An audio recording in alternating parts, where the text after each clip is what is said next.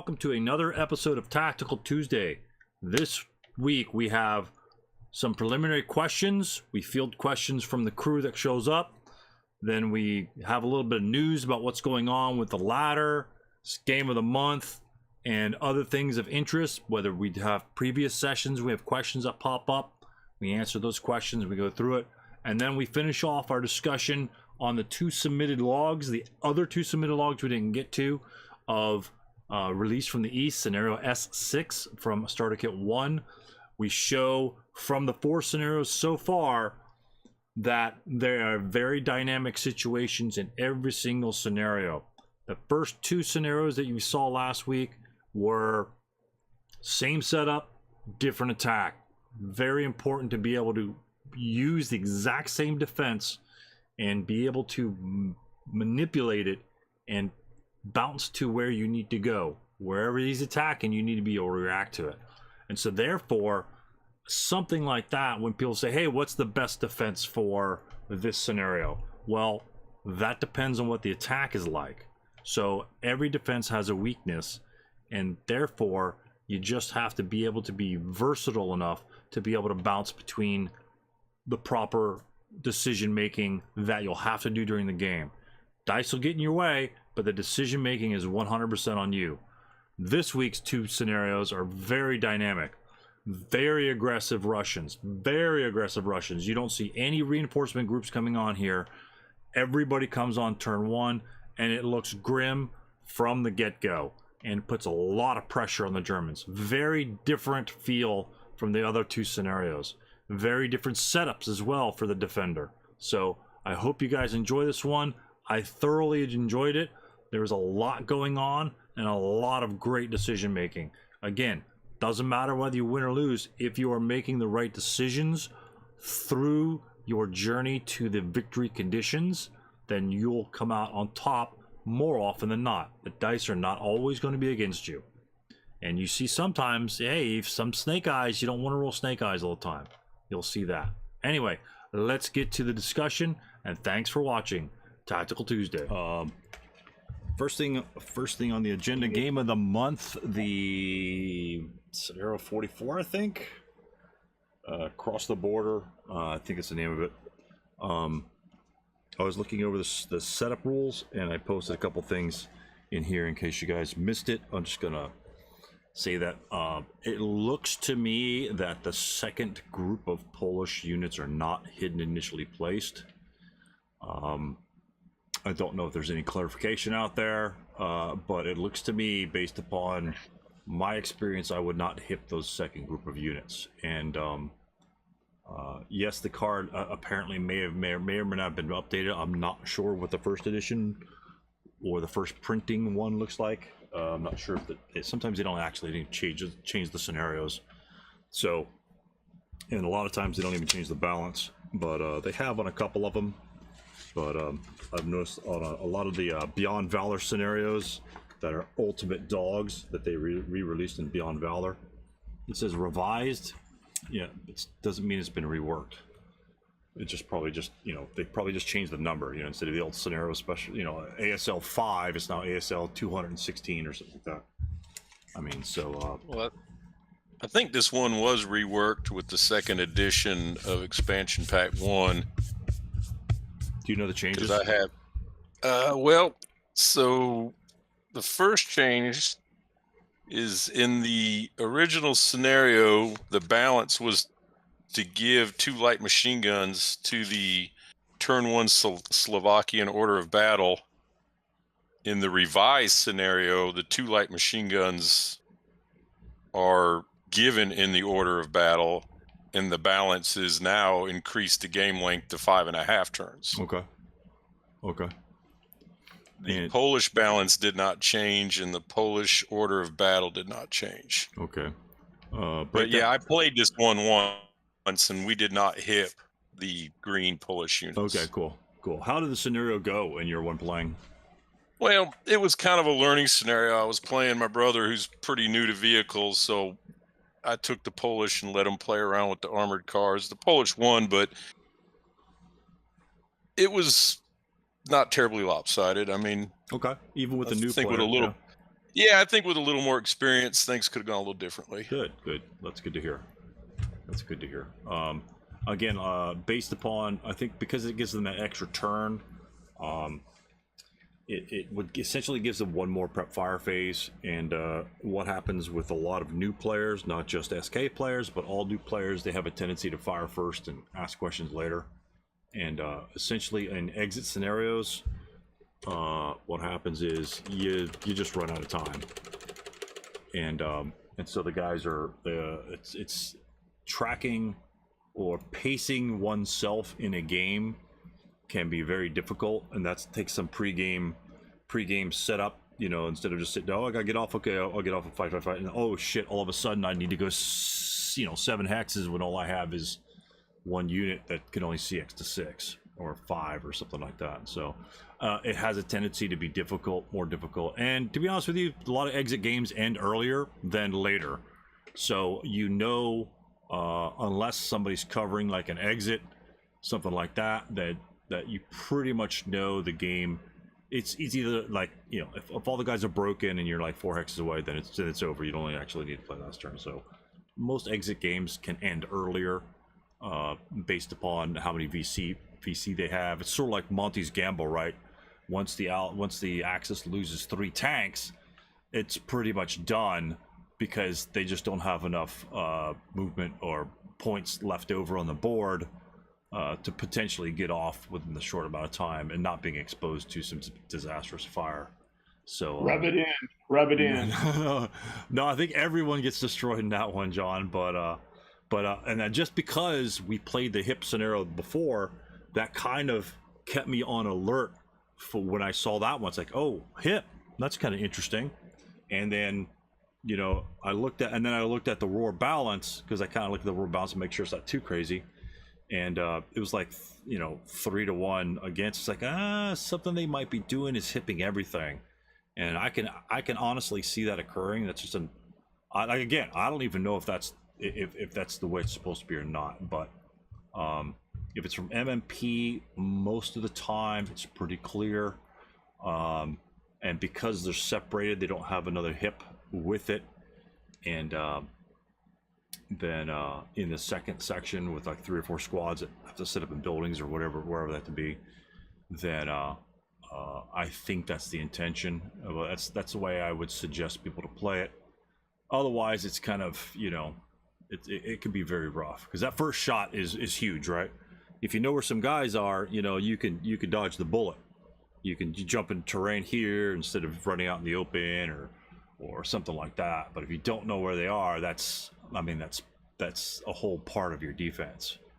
And if you keep him guessing, then he has a tendency to be a little more cautious. But again, that's where you love to see different strategies. Okay, I know the guys are hip. I'm going balls to the wall anyway on this one side, because I know that he can't shoot me because I'll have like tons of hindrances or some shit like that. So you'll see a lot of different game plans develop based upon players' reactions to their defensive ability to be hit initially placed. It's huge. You'll see that. I mean, you guys know that in terms of just the guns. I mean, just by having 1 or 2 guns hip, you guys are kind of look, oh, can I go over here? The gun hasn't been revealed yet. I mean, is he going to blast me? That sort of thing. So that's just with 2 guns. And then if you hip an entire force, that's a completely different story. And it's a semi-sizable force too. So I haven't looked at the map or nothing like that, but it looked like a tight little scenario with, little bits of armor in there. Don't have a lot of armor on those things. And they can actually be taken out with those LMGs. I think they're paired with, I'm not sure. I haven't looked at it too closely. I just kind of looked at the style of play, and that's an exit game. But yeah, that's enough of that, I guess, unless somebody has any questions. So I have a game loaded up in Vassal. It's the Dave and Eric's game. These are the last 2 that we can go through, unless somebody has any other questions that they want to get to initially. That would be great, and then we can do that. Is Craig flying somewhere? Is that his image? I guess so. Yeah, I don't know. Yeah, I was kind of trying to figure out who it was. Is the FBI taking you to Guantanamo, Craig, or what? What's going on here? Oh my gosh. Oh, it's gonna be louder in hell though. Oh my god. He's watching Tactical Tuesday. Oh, Flying, I guess. Yeah. Flying Tactical Tuesday. Oh, yeah, that'll work. That's awesome. That's awesome. But yeah. So $100 hard at work, I guess. Yep. Hey, it's all right. It's all good to be. It's all good. Hey, that's it. There you go. Probably the only time I'll be in a helicopter. If it's time for questions, actually, since Craig's watching, yeah, we actually do have a couple questions from our game. All right, sure. You want to fire it up? Yeah. Do you want me to just kind of put it in this Tactical Tuesday room, or? Yeah. Just go ahead and load it up. I'll close my game. I'm gonna close the game. Let me save it under here because I've removed all the things, and I'll just close it.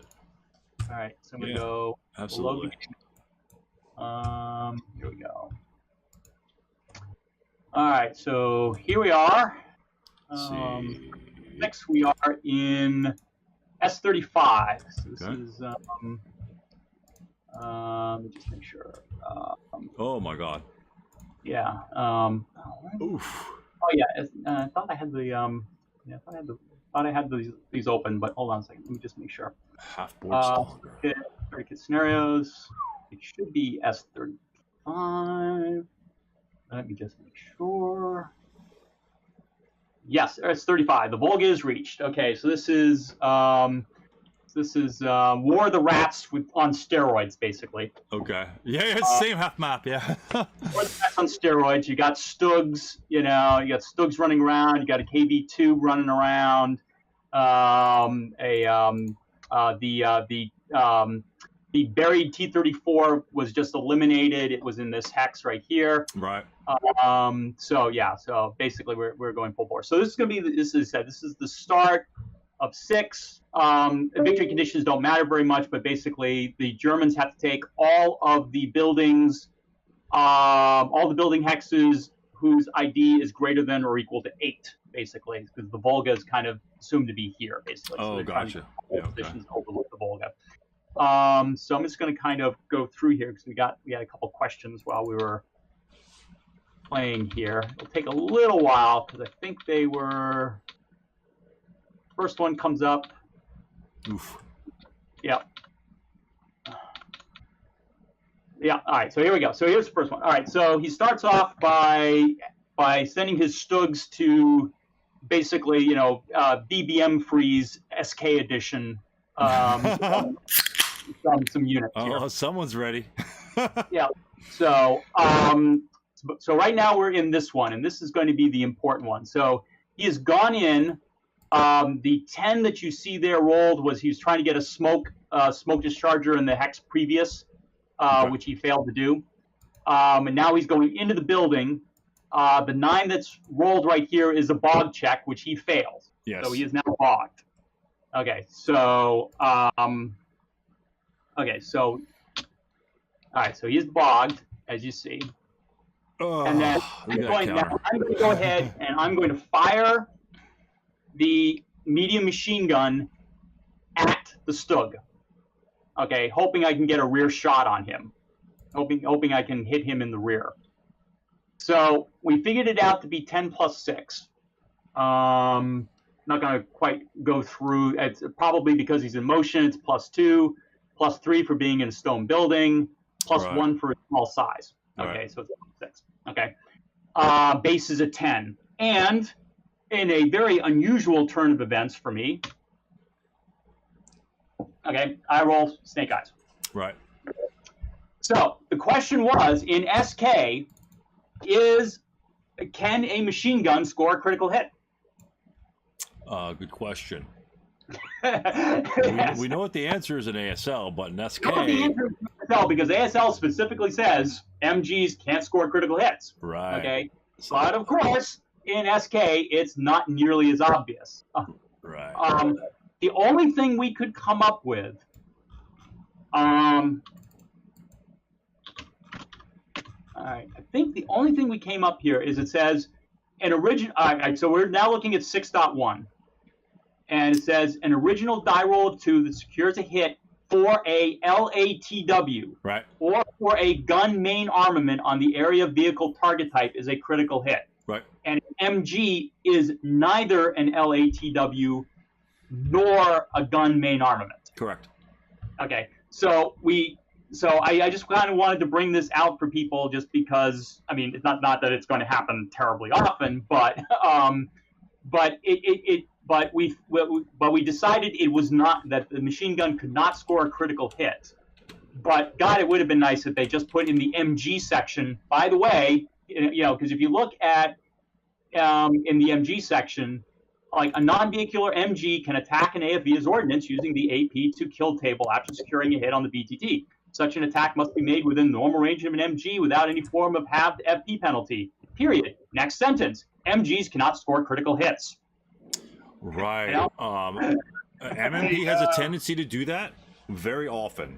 They in some sections, and in the funniest thing is, in the sections that don't need it said, it's said, and in the sections that it needs to be said, they essentially have a rule of exclusion. It's sort of like your K2 rule, right?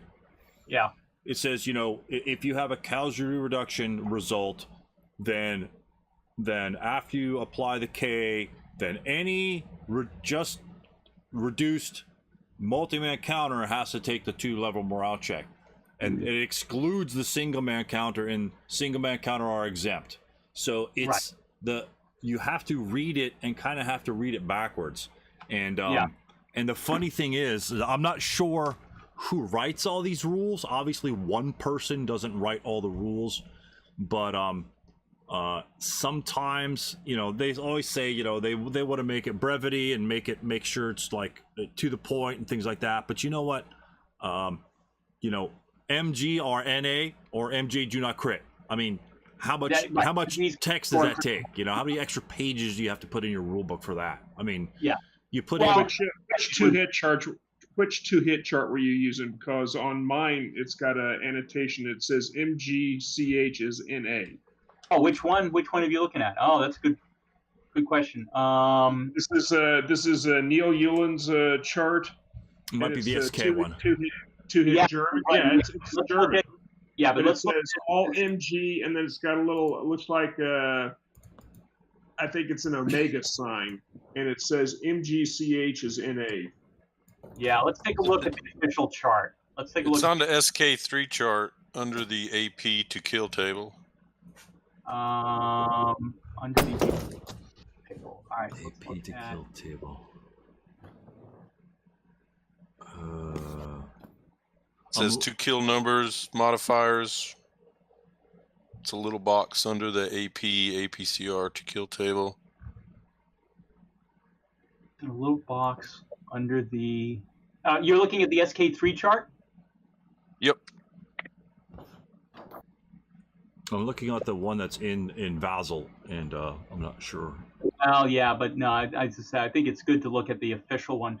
Right. I agree, because we found some Discrepancies. things wrong with it. Yeah. I'm sorry. I mean, I've got a scan of the SK3 chart here, and I don't see what. Do you know, like, can you describe where that is in greater detail? Whoever was mentioning it. Yeah. So, go ahead. No, Steve, you go ahead, because you're citing an official MMP source. So I kind of made copies of that and laminated them. But if you're looking at the AP, APCR, APDS to kill table, yeah, I've got it. To the right of that, you have the whole box with all the Panzerfaust information. Yep. So if you go below the to kill table, there's a little box that that says. says. Yep. Okay. Yep. I see it. Yep. NA for MG. Yep. Okay. Yes. Okay. Yep. Yeah. So as he said, right. Yep. And I didn't know it was there. I just found it. Full disclosure. Okay. 2007 Multiman Publishing LLC. Yep. So there it is. Okay. So there's the citation. Okay. But again, this is kind of one of those things where put it. But as you said, it's a sentence in the rule book. Would have saved a lot of effort. Yeah, a lot of headache. And and just a note on the usage of charts, and this really applies to ASL. because there happens to be, you know, a lot more charts that you got to look up, a lot more modifiers and all other bullshit. I mean, SK has its fair share of them, but I find that especially on the vehicular charts, the gray ones, the ones that I'm not sure, well, they're not gray in SK, but the gray ones in ASL, they deal with bog, they deal with mire, they deal with a whole bunch of different stuff, excessive speed breakdowns. And yeah, those rule sections are in the rule book, but for me, the way I learned the best, and this is just one other example, of course, but I agree with Mark, that little thing should be in the rule book. That it seems like some of the charts are easier to understand the rules and how they apply than actually reading the rule. I mean, it's as weird as that. And one of the particular things that I always remembered from it is when vehicles enter buildings or woods, there's a modifier for half MP. You know, vehicle uses half MP to enter building, as we have here for Gertrude, right? And that's like a +3. And so if they use all their MPs, then the half MP doesn't apply, so it's a 0. And so someone pointed that out to me, saying, "Oh, yeah, it kind of makes sense." And you know, because if you use full, this is only if you use half, and so that's another sort of you know, exclusionary thing. But I always thought it was just +3 all the time, and that really changed my perspective on, well, hell, if I got full MP and I'm just right next to the building, driving to the building, I'm never going to bog hardly at all.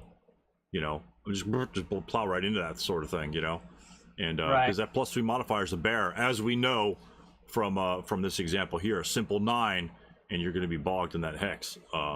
But charts are definitely your friend when you guys are just bored and you're waiting for a game. You're waiting 5-10 minutes to look up a game. Just, you know, go look at the hit charts, look at your modifiers. You know, just reread the modifiers to hit. Look at your, you know, ambush chart. You know, what modifiers apply to ambushes. Maybe your close combat table. Sometimes you'll come across a modifier or a multiplier or something like that. Oh shit, I didn't know that. You know, that sort of thing, and it kind of refreshes your mind and that sort of thing. Of course, there's a lot of stuff that's you know, it doesn't apply for from the SK to the ASL. But I mean, but looking at this chart right here, I'm just showing it on the screen right now. I mean, there's like 15 different charts. The biggest one I really love, which leads me to understand more about killing vehicles, is the AFE destruction table. We've gone over that before, and that pretty much shows all different types of things attacking vehicles, and how it applies to the charts. Just kind of reread that thing over and over, try to understand what that stuff on the left side means, the final effects dice roll, and you can come to a better understanding on exactly how effective certain weapons are for destroying vehicles and things like that. MGs happens to be one of them. Demo charges, obviously, another one, and bomb and direct fire is a big one, because just in my game of last time I fired HE at something, and I rolled one higher than the kill dice roll, and my opponent thought it was a possible shock. It's like, no, I'm firing HE, and HE is an immobilization or shock directly, and the chart really just kind of, you know, tells you exactly what's going on with that. So the rules, obviously, even through the SK, just every once in a while reread your charts. Just skim over your charts. You don't have to like do the whole thing, but just, you know, when you're waiting 5 or 10 minutes between the game, and you look at a chart, and like in John in my game, right, the 57 millimeter, it's like, you know, 57 millimeter can't do shit. You know, it's like, you know, who cares, you know, because you're used to firing on, you know, vehicles with 11 armor, 12 armor, things like that. But those 57Ls in our game that we just played have a 15 to kill number against an 8 armor. I mean, that's about a 50% chance of stopping those vehicles, and that's pretty damn good, especially if you have a high rate of fire. So, and that's just a pregame thing that John taught me on that one there, and says, hey, those are pretty strong, you know, armaments there. And they do have APDS as well. Exactly, so, which makes it even nastier. I mean, think of it like a 75, like a Sherman 75, no L, no nothing, or 105, right? I'm looking at the AP to kill table. A 105 millimeter shell, AP shell, and a 75 AP shell, no L's on them, is one less to kill than a 57L. So the 57L is half the bore size of the 105, but yet it's going to penetrate better than the 75 flat and the 105 flat. So that's something, and even the 88 before that, or the 120 star. I mean, it's just amazing, this particular weapon, and that's probably one of the few weapons which just really stands out. Stands out to me, and that is a beast of a weapon. And I've been playing for a long time, and not a lot of British, but a lot of the British stuff is 57Ls on it, and that is a fantastic weapon. Especially, I mean, early war, it's the same thing as an 88L for all intents and purposes. No arguments here. Yeah. Yeah. When you're dealing with tanks with 3-4 armor, that thing will go through just like an 88L. So just another lesson that you don't need an 88 to have some sort of weapon dominate the battlefield. And and as long as you realize that on both sides of the ball, that you can really take advantage of that. And the funny thing is I obviously didn't realize that. I mean, I had put one of my guns at the bottom of the map, hoping for an ass shot. The first guy was just a distraction, and hopefully he would charge it. And my other guy was going to do an ass shot because that's the only way I can kill him. Well, John says, "Well, no, you need a 15 to kill." And I said, "What?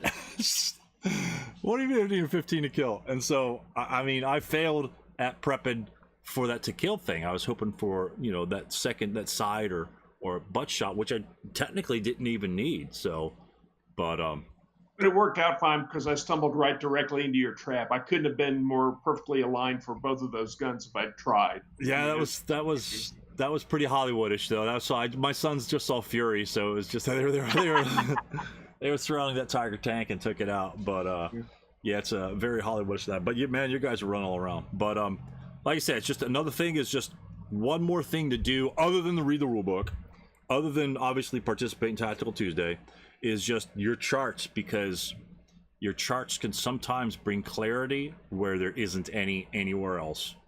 And you won't find it on every single chart, but you will find it on a decent amount of charts, probably at least a third of them. You'll find something very interesting that you hadn't thought of before. Oh, that's kind of cool. Or like open top vehicles in close combat. I mean, those things are dead. I mean, if you attack an open top vehicle in close combat, there aren't any in SK until you reach SK4, but those things just don't survive. I mean, the modifiers against them in close combat is just ridiculous. I mean, I think somebody was fighting today. Was it today or last night? They had a CE vehicle and somebody jumped in close combat, and CEs are -1. Well, open tops are like -2. So even just a little ratty half squad can have a decent chance of destroying those vehicles in close combats due to their vulnerabilities. So, but yeah, that's a good point, Mark. I mean, those snake eyes always happens to come up in those sort of situations, and you're just loving it until you find that little stinking rule or the little NA tab on a chart somewhere. But Stu, if I could have about 30 seconds to point out one thing. Mark, do you have the SK references loaded up on your QRDC button on Vassal? Oh, I may not actually have that on there. No, I may not actually have that in there. Stu, do you by any chance? I do, sir. Okay, go ahead and open up the German 2-hit chart. German 2-hit chart. Nationality chart. German, gotcha, right there. Okay, all MG, you notice the three superscript annotations. Yeah, the mega sign.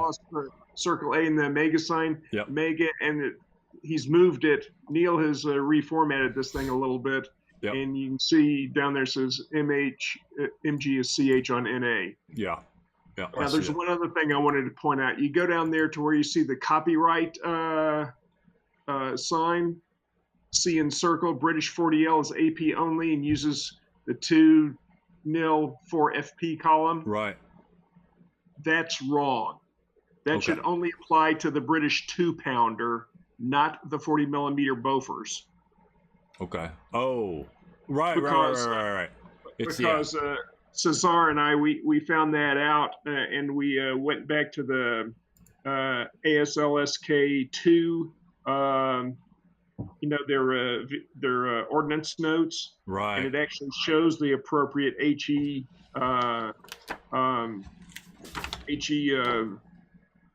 IFT equivalent for 40 L Bofors. Yeah. But that annotation right there is for the 2-pounder only. Yeah, that's the Okay.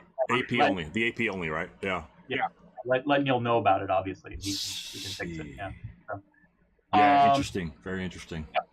okay, so we did handle that one correctly. I was crestfallen and said, my typical, even when I win, I lose sort of thing. But it was a very low probability shot anyway. But it's like, well, he's in the hex. It's not as if he's firing anywhere else, so might as well take the shot, right? Right.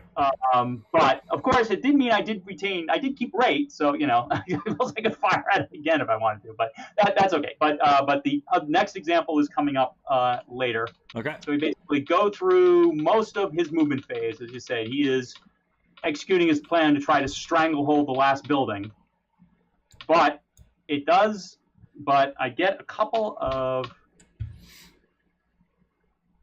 All right, so he's going through. We go through the movement phase. Yeah, I mean it's getting brutal. So now we're in the defensive fire phase. Okay, so as I say, he's full bore crossing the street now, and I just figured, all right, I'm going to hold my fire, wait for the smoke to clear, and then take my shots.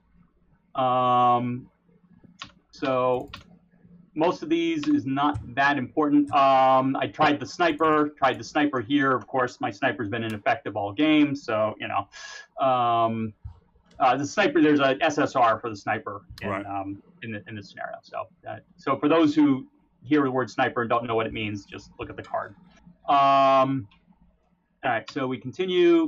All right, I do not here, but I do get a little bit of luck here. Two squads in the street. So six even gets one morale check, and both the units pin. Oof. So that was big.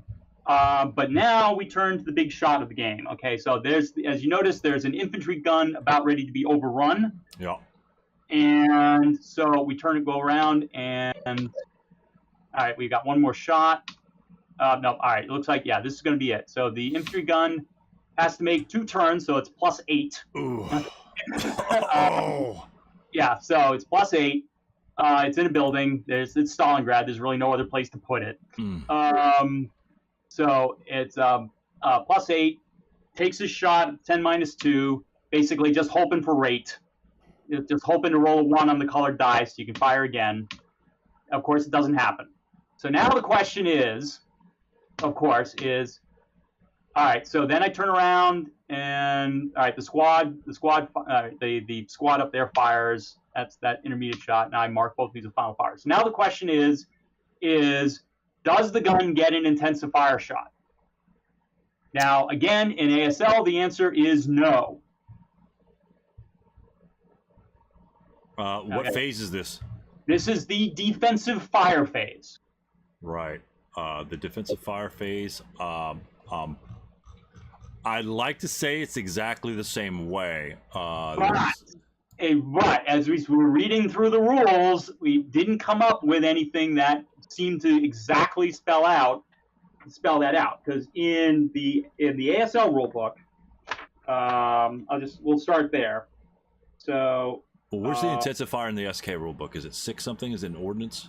No, it's in 3. It's in that big 3 section. Oh, right. Yep, it's in the big 3 section. So you start there. And section there's a 3. Yeah, it's 3. It's on page 11. So a gun that has fired and lost rate of fire can still fire again once in the same phase by using intensive fire. Okay, well, we're in the defensive fire phase. Okay, we're in the same phase. Okay, fire once again by using intensive fire. So, yep. Okay, fine. Then it's the basic stuff to deal with it. Gun with no rate of fire shown on its counter. Well, no, this is a gun that has rate of fire, so we don't worry about that. A gun main armament cannot intensive fire, pin, shocked, or stunned. None of those. Intensive fire cannot be used in the defensive fire phase and only versus adjacent or same hex during the defensive fire phase. Okay, I'm firing at the adjacent hex. Okay. Watch it be marked, not marked. All right, it's not marked as a no IF counter, so it's not marked as no intensive fire. Right. Okay, so that would be stupid if that was the case. Be like, oh well, I guess that solved that question. Okay, so far there's nothing here that says I can't fire it again. Yeah. Then you go to now I'm looking up like intensive fire or intensive, I guess. We can look, I'm not sure if intensive is going to be useful enough. So there's a brief mention in 332, but that's not important. There's also a brief mention in the motion status attempt, but that's not important. So now you're down in page 14. Top of page 14. A defender gun main armament already marked with a first fire counter may defensive first fire again as intensive fire. Well, but this is all dealing with the defensive first fire systems. That's during the movement phase. Right. Flip the first fire to its final fire side for the manning unit and all its weapons. Place an intensive fire on the unit in this case. Okay, so now you look in the defensive fire phase. So it's still on page 14. Portion of the defensive fire that occurs strictly during the defensive fire phase is called final fire. During final fire, any of the defender's units, weapons, and vehicles that are not marked with a first or final fire or intensive fire counter may fire. So that was the first shot. Okay, fine, no problem. Okay. Any of the defender's units and non-vehicular MG marked with first fire may also fire again, but only at units in the same or adjacent hex, and they must then flip the first final to its fire side. A unit marked with the first fire has its weapons halved. We know that. A gun main armament marked with a first fire counter may intensive fire at units at an adjacent or same hex. Well, I wasn't marked with a first fire counter. I hadn't fired. Okay. A unit already marked with final fire cannot fire during final fire. Well, already marked. Well, I wasn't already marked at the start of the defensive fire phase.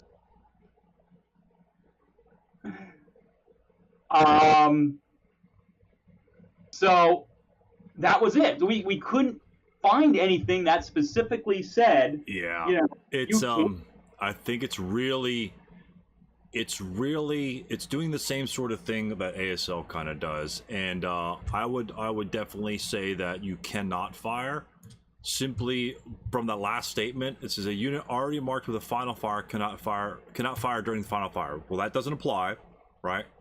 Yeah. So you fired, and then you got a final fire marker then put on you. The question is the already? I mean, if the already wasn't there, okay. I mean, it would be like a unit marked with a final fire cannot fire. Okay, I'm marked with a final fire right now. So right. So I can't fire. So you take your first shot, and then your unit is identified as being final fired, and then. Right. So since your first shot, you're talking about your shot at the beginning of that particular sentence, and so it's not marked with a final fire, so you can fire during final fire. So boom, you fire, and you're good to go. Yeah. Right. And so the same thing. We'll back up one sentence. A gun main armament marked with a first fire may intensive fire at units in adjacent or same hex. So even if you were first fired, then you can only fire adjacent targets, and that may be intensive fire.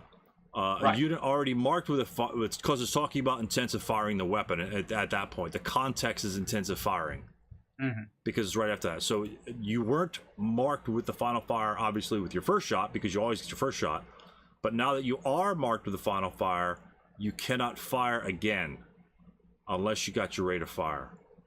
Because you're already marked with the final fire, cannot fire during final fire, which precludes intensive fire. So I sometimes a lot of times the reason why that says it does not say intensive fire is because you have infantry firepower equivalent guns that may have final fired, and therefore you're technically not intensive firing the gun.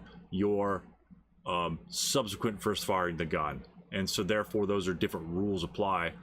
Kind of the same outcome, but this is just a catch-all phrase. The unit already marked the final catches the ones that use IFE and catches the ones that want to use intensive fire to hit sharp. So it's kind of hidden right there. As a matter of fact, I'm going to highlight that, and that's where it's really kind of weird, because actually it's in two different spots. It's after the final fire, dealing with intensive fire. So it looks like one of those sections where it kind of bounces around where it lists the items. But I would go with that right there as the oh no, what the hell's going on here? As the format for not being able to fire again, because once you final fire, you're done. Like if you were just an infantry unit, right?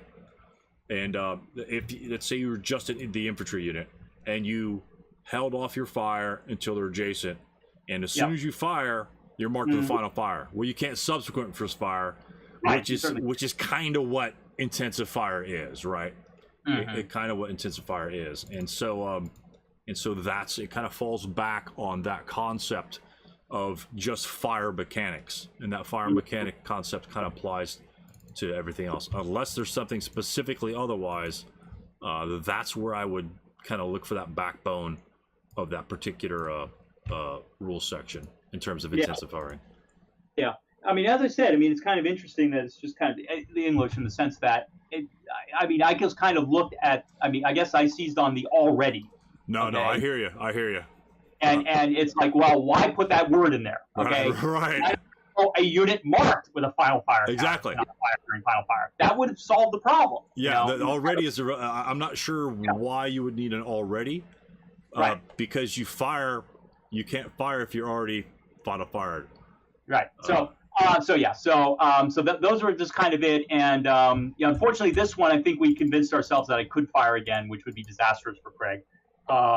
Because I do in fact fire, and I just barely hit him.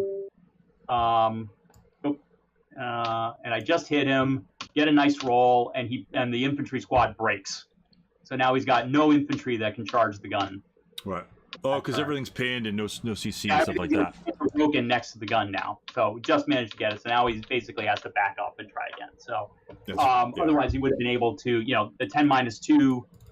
The 10-2 and the 4-6-7 would have obviously gone into the gun hex and try to take out the gun. Yeah. So as we said, so this was just a couple things where it was like, we just couldn't quite convince ourselves that, because it was obviously an important shot for me, so I obviously wanted to take it. Right. Absolutely. And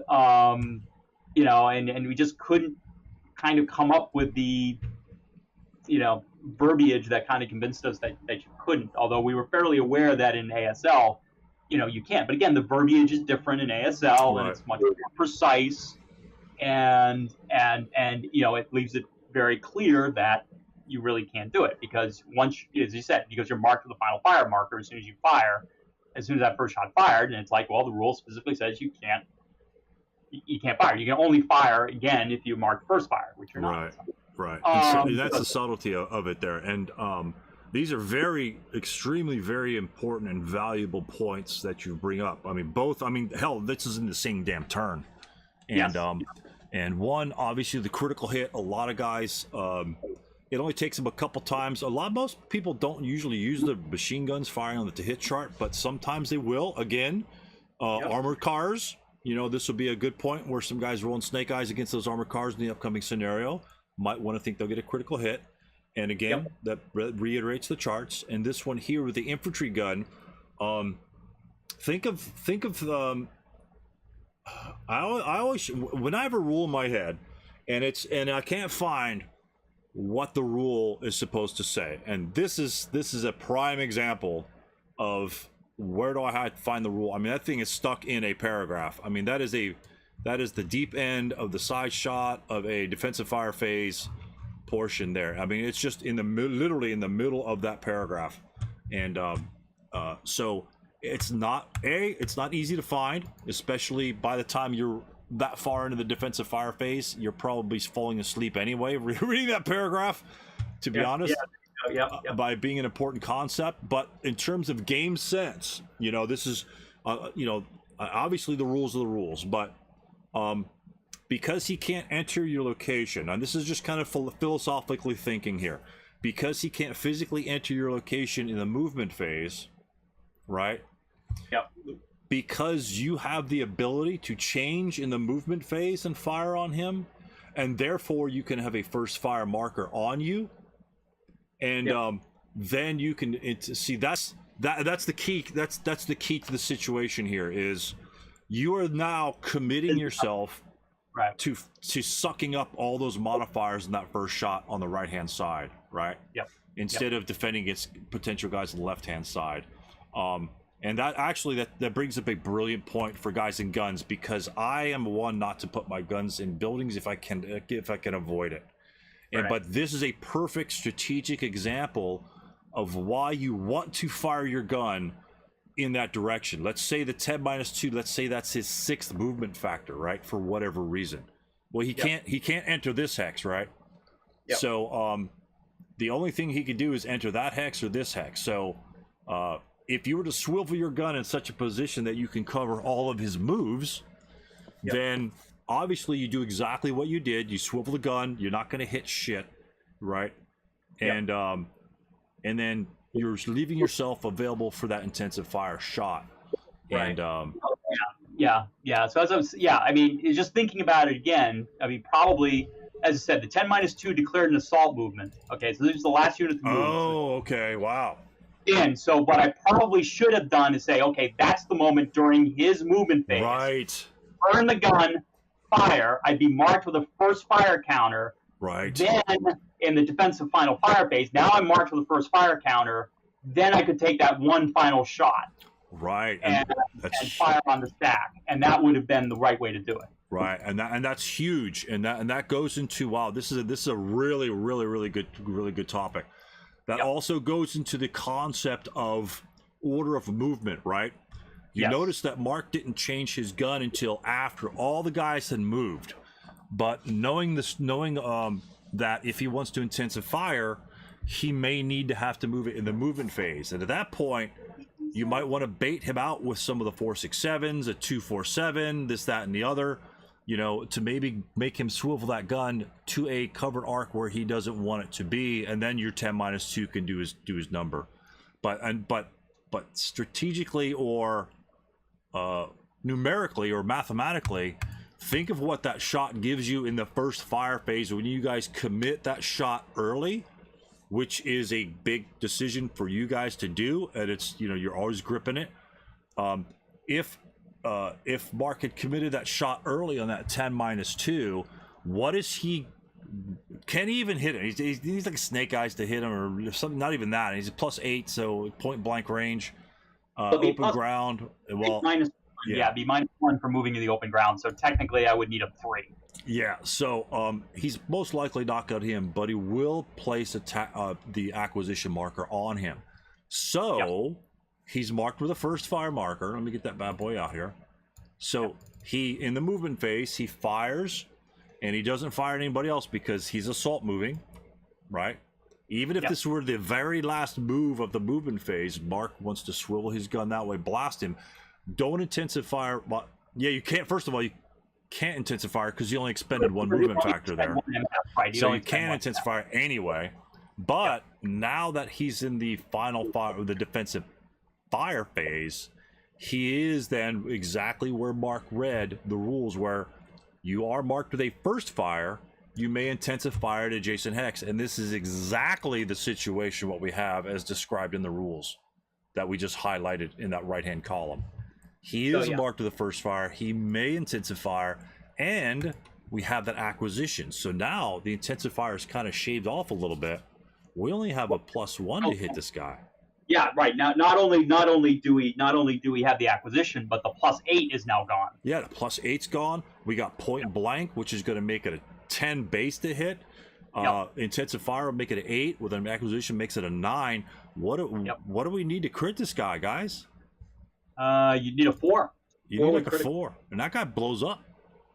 You know, well, 10-2 might not blow up. He's pretty studly, but but that's a powerful shot, and but it's a timing thing, and because Mark, and this is difficult. This is not an easy decision, and many players I would make that same mistake as well. Well, it's not necessarily a mistake. I mean, you could technically, you know, I don't know. It's just something that Mark thought he could do is intensive fire, which, you know, you're adjacent the whole 9 yards. So this is a very, very powerful lesson in terms of how to use your infantry gun to blast this guy. I mean, he may think, the German player may think he's got the infantry gun by the balls, where if he turns in the movement phase, the infantry gun then has the advantage in the defensive fire phase. But if he turns the defensive fire phase, the German knows he can't hit him, and he can't, well, hopefully by now, at the end of today, we all know that he won't be able to take that intensive fire shot, which is hugely important.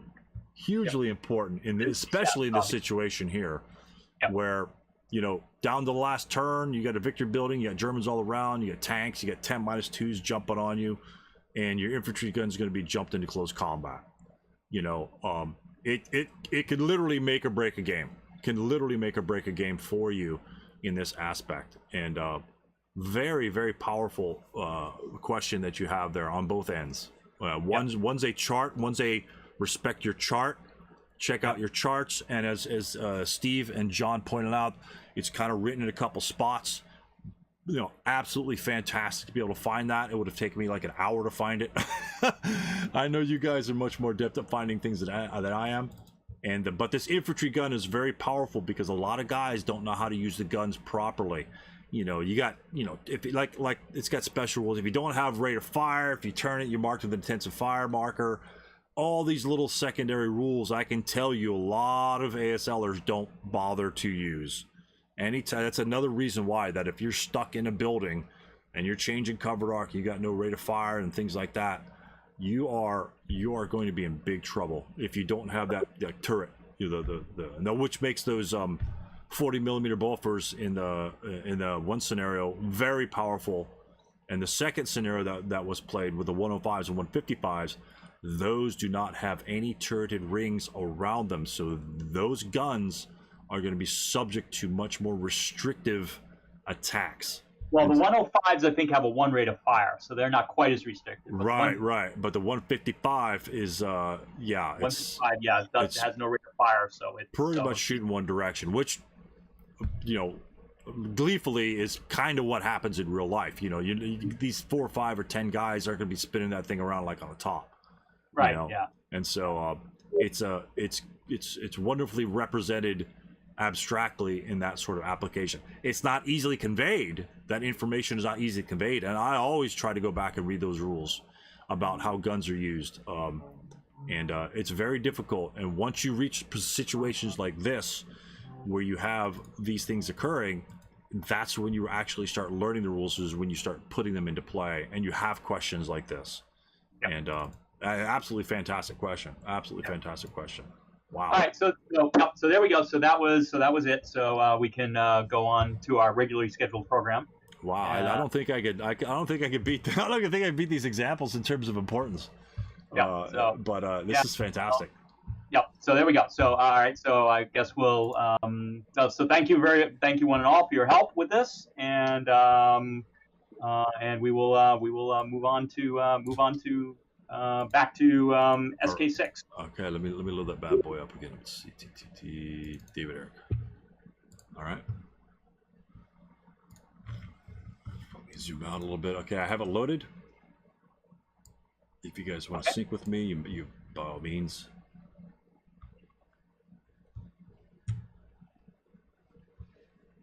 Let me know when you guys are ready. So on this one here, obviously, if you guys remember the setup from last time, 3 squads were in the victory building in the center. 9-2 was like an N3. 8-1, I think the 8-1, the other leader was over here. Now we have a completely different type of defense, a much more forward defense, which essentially covers the entire edge of the board. Actually, there's an 8-0 here with the LMG, and an 8-1 there with the LMG. So based on this setup, what do you notice as the Russians? What do you notice right offhand? Other than the 9-2 and the 8-0 sitting in the middle of the street. Anybody could chime in. one, you're going to be catching shitloads of fire. I mean, he's pretty much, you're going to be shot out with at least four to 6 units on pretty much on any hex you're going through here, potentially. So you either have to decide to either try to flank somebody or grip it and punch somebody right in the face. But again, if you're punching people in the face and you're in these locations and you break, you're going to be in big trouble because you get to route first. So in that sort of situation, this is a save file. Oh my God, tell me I have the log file. Log. Okay. Oh, vlog vsave. Okay, I'm not sure what the deal is with that. Let me swap to the other game. This is the vlog vsave. Here it is. Good Lord. Ah, much better. My little arrow was missing. Okay. You might need to resync with me. Simply because that was a save game file. I'm not sure. You know what? We're gonna keep those on. We're just keep the labels on. So sorry, I had to resync. I had a save game vlog vsave file, which is, I'm not sure. That's kind of weird looking. So anyway, one thing I noticed is that the leaders have the light machine guns. How much firepower are those light machine guns? One firepower. They're half firepower. All right. One, and yeah, exactly. So I'm not sure what was going on with that. I just don't know. I don't see that a lot, so I'm not sure. Let me log through. Let me step through here. Maybe it was switched out. Okay. So Stu, is this me and Craig's game? It is Dave and Eric. Okay, yeah. So this is my setup then, and my point with doing that was trying to put as many different hexes that could fire at the top row as possible. Okay. And being new, you know, I didn't realize that the drawbacks to putting the machine guns with the leaders like that. I was just thinking, just have as many different hexes that could fire as possible. No, that's fine. That's absolutely fine. And this is definitely why we're here, Eric. This is definitely, and that's a good point. You wanted to cover as many areas as possible, especially if they're separated for someone like this guy down here. Especially if you want to run down the road, at least you have a 1 firepower shot on him or something like that in case this guy cowers or something like that. That's something to look at. If you're willing to give up an extra firepower, that's perfectly fine. Especially like up here, you're good. These are going to be point blank shots if they move there. So that's going to be a 2-2 anyway with a no cowering. This one here is going to be a slightly less effective with less, you know, the rate of fires of LMGs, I don't even consider it a rate of fire weapon. But obviously, in this case, Eric, if you put the LMG here, he'll cover the same area, almost exact. Obviously, he can't, like, you know, this leader's slightly off positions, but at least this will give this unit a potential of firing a 2 firepower out to 8 hexes, 2 firepower out to 8 hexes in point blank. Yes, we do have the potential of him cowering. That is a possibility, but that's what some leaders are for. Whether you want to put a leader with your LMGs is a based solely upon what you guys want to do set up. 8-1 leader here, pretty centralized. So he might, obviously he's going to be defending the central building here. He could always drop back. And the Germans just have a lot of fire. I mean, all of these units here, you guys might think, oh, the 8-1 is vulnerable as hell. Well, with Eric's setup, I mean, Russian moves here. How many guys could fire on him? How many shots is a Russian unit going to be taking when he occupies that location? So let's say Russian 1, I'm going to clone him. This guy assault moves right here. Who's going to be taking the first shot? What do you guys think? Yeah, absolutely. Why does this guy want to possibly want to take the first shot? Or good chance of breaking him. Right. Plus leave more residual in that hex. Is there another unit that can also take another shot? Look at the Russian setup. Who might you want to fire for? We see this, right? That is a shitload of guys. This guy and who else? That guy and who else? Primarily who else? The guy on the end, right? Again, remember, when your opponent doesn't give you any shots to take, You know, sometimes you're going to have shots that are going to be obvious for you to take. This guy is point blank. It's going to be high firepower as well as our 8-1, as well as this guy. But he's going to be looking at a potential here. He's going to have some backup over here. But these guys have other units they may have to worry about. I mean, that's 6 squads on that side dealing with 2 units here. Who's he get to fire at in this entire scenario? If the Russians just move on 1 hex, who's going to fire? He's going to be firing to the left anyway, right?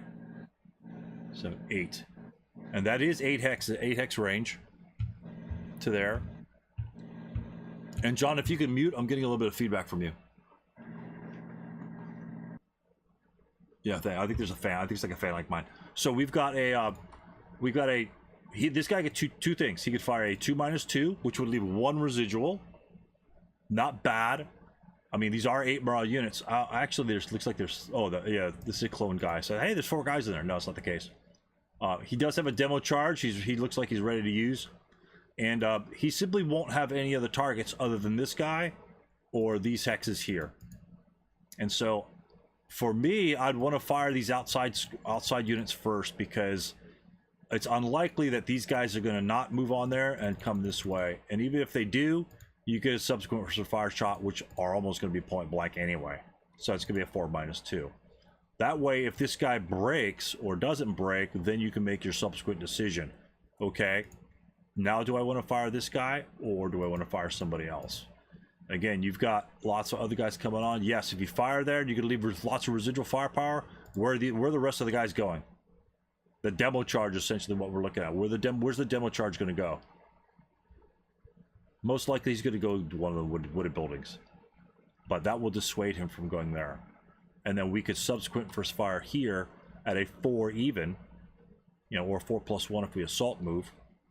And that would be a slightly less effective chart. But that's okay. You know, but just taking your defense into account, these guys got nobody to fire at. The only direction they're firing is this way.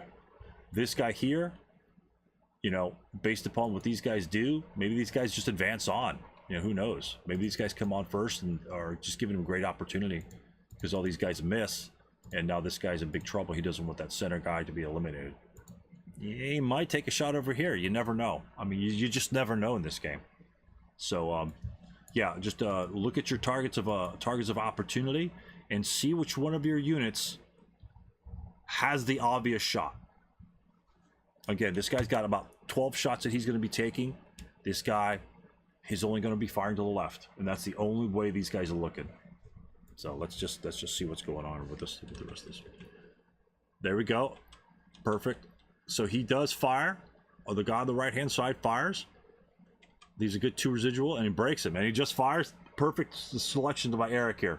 Not firing them both. He doesn't need to fire them both. Right? We're just laying down a wall of residual firepower, and that's a perfect use of there. And he got a really good shot on that one too. Next guy over. He subsequent first fires. Oh, that's fantastic. And then he's going to be marked with final fire. Perfect execution of placing the final fire marker on the unit. Whether he fired the light machine gun with him or not is kind of irrelevant. I'm assuming that he did fire the LMG with him, but if he didn't, he placed the marker appropriately. You know, the LMG is not first fired and the squad final fired. Everyone is final fired.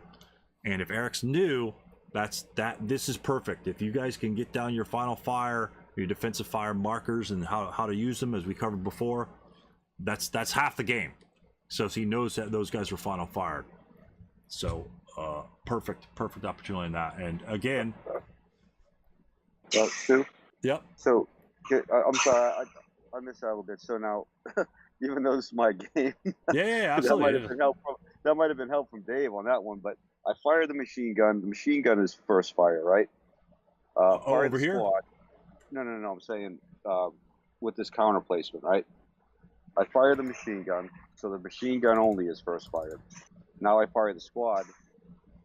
I thought they should both, the squad and the machine gun should be first fire. Which one did you fire? One shot. Who did you fire in K10 first? Do you remember, Eric? Oh boy, this is a long time ago now. Okay. But what you were talking about with the counter placement, I assume that I think that when you fire the machine gun first, that's first fire. Then you fire the squad. He's also first fire, so they're both marked first fire. Right. Okay, that's all right. I thought you said something different. That would be true, except you rolled snake eyes, so the reason you final fired is because you coward. Right, because of coward. Okay, got And it. Okay, I just saw because two it came up residual with- here, and I don't know if both of them fired here or one of them fired here. And based upon your comment earlier, where you have the LMG separate here to get lots of different shots out, so I would definitely take a 4 -2 here, and then leave 2 residual, because the residual is going to be exactly the same, and then you could fire subsequent fire with your LMG and get another 4 attack somewhere else. And in this case, your opponent gave you another 4 attack shot there. And then, but yeah, regardless, when you roll that doubles, you place a final fire on him anyway. Okay, got So- it. That's what it was. But yeah, so- so the point of fire on that dude on the right was just because I think that was the only shots I would have really had with him anyways.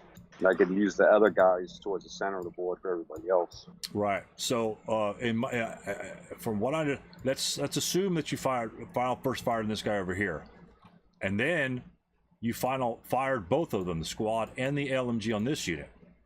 And regardless of whether you rolled a snake eyes or not, whether you cowered or not, both of them will be final fired, because this unit subsequent first fired, so he'll be marked with a final fire, as well as all support weapons he owns. Now, if you fired them individually, like you were mentioning earlier, if you fired this guy and then you fired the LMG clone, if you fired the LMG here and then you cowered, then they both would be marked with final fire. So Understood. yeah, either way you went, whether you fired that one or fired this in combination with the squad, as the snake eyes comes up, the snake eyes will final fire you, and by virtue of this guy being first fired, he will also final fire you. So there's 2 situations where you'll be putting a final fire marker on that particular unit, and you guys resolve that perfectly both ways. And that's the best thing about it, is if you are subject to a snake eyes or some disastrous roll, snake eyes or a 4 or whatever, always know that you're looking to place that final fire marker on that enemy. It doesn't make quite a difference in this particular situation, in this scenario, but it could make a big difference if this guy's final fired, right? If he fired here and then he got cowered, he's final fired. Now he's taking morale checks when these guys are coming on if he fires again. And those are free morale checks. So that's something to take into. This guy's going to be pretty much exempt from anything, and he did, break 2 units. That's fantastic. That's the best of both worlds. So other units are moving on, and you're firing from outside in. Lots of residuals. And final fire. Gotta love the residual. And it looks like another fire. Got a 9, I rolled a 9 on that shot. Breaks him, but lots of residuals, lots of attempts to break units. And look at that wall of residual firepower. Those are just all free shots. And now this 8 -1, if he's not going to advance on the board, he's going to be taking a free shot. Same thing over here. This guy's final fired. Right? He fired here. Fired 4, 2. Oh, this guy fired over here. He may have. I'm not sure if he cowered there, but he could have fired twice. But the Russians can surround him at that point, and unfortunately, he takes a 12 here. What happens when he rolls a 12 on this final protective fire shot? He's going to probably he's got to, as if he rolled a really bad morale check. He's got to check for ELR, which he probably doesn't do. I think the ELR is 5, but he would Casualty reduce as well. Yep. Right. The casual reduction is the big part on that 12. A big part of that 12. So he's a double whammy. He just casual reduces first, and then he breaks. So that's now look at the game situation here. That's a great shot. Nothing's wrong with that shot. 8 morale. Problem is we've got 1 leader defending against 2 squads here, and so that's just that's going to be rough for the Germans initially right here. Oh, especially when he rolls a 12 on the LMG. It's going to be real rough. Man, Those guys got assigned on early the snake eyes right there. yeah. The guys got assigned on that flank are getting screwed today. So, hell of an assault right in the middle. 1, 2, 3, 4. It looks like we took a morale check. Absolutely. Look at these guys. Look at that mob just moving forward. This is crazy. This is crazy. So we've got a eliminated unit up there, a broken unit running back, and we've got a leader down there. Now, this is the end of turn 1. Now, you've got, wow. Looks like a close combat. Yeah, close combat. We killed the close guy in close combat over here, which gives us another LMG. But we're going to lose here, and the whole left flank over here is in big trouble. And we got not a lot right here in the middle. We do have our 9-2, and we have 4 squads to defend against this. So right now on turn 1, looks pretty grim for the Germans, but this guy's point blank here. He could easily be taken care of. These guys are out in the open as well. So, and we're in really good cover. I don't care. This guy's a 12+3, not a big deal. Not with 8 morale. He might get a 16 back here, but we're not looking too bad in terms of if we get a couple decent rolls, then we can really rebound from this. So let's see what happens. Close combat. We got a casual reduction over there. Germans are moving, and he moves away from him. Then that's another good choice. 8-0 pulls up with him. He probably destroyed that machine gun.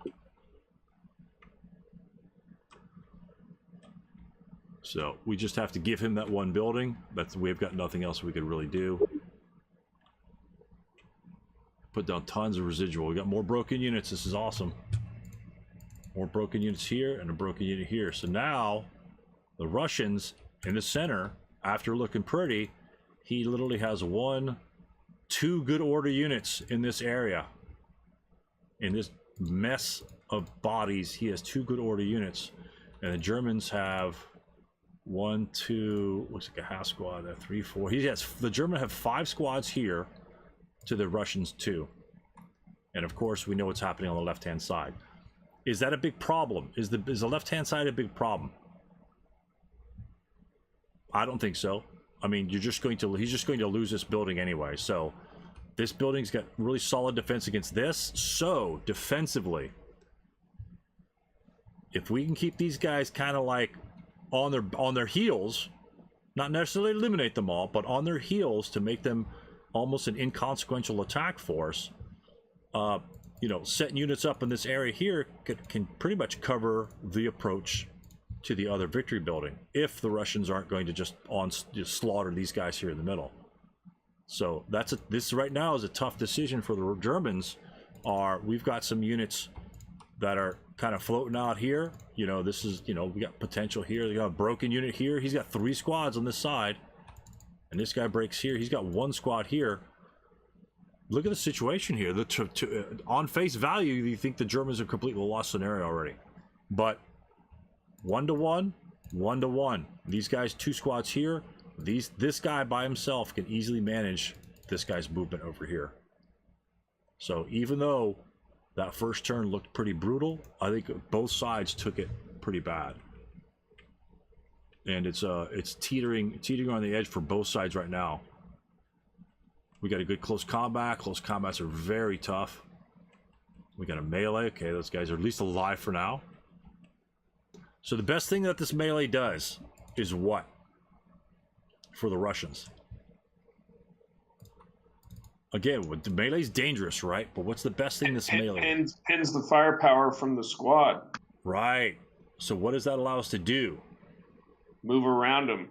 Right. And it allows us for our units not to be DM'd. Even if, say, I stuck there a turn or 2, that's fine. This guy can come back in the battle and essentially is going to replace that unit that has tied up in the close combat.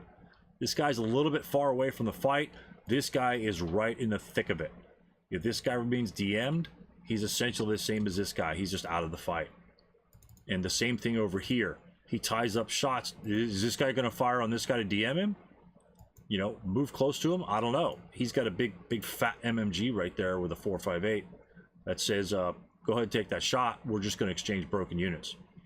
You know, that's all there's to it. And so the Russians putting himself in the best position to maintain this front before it collapses too much.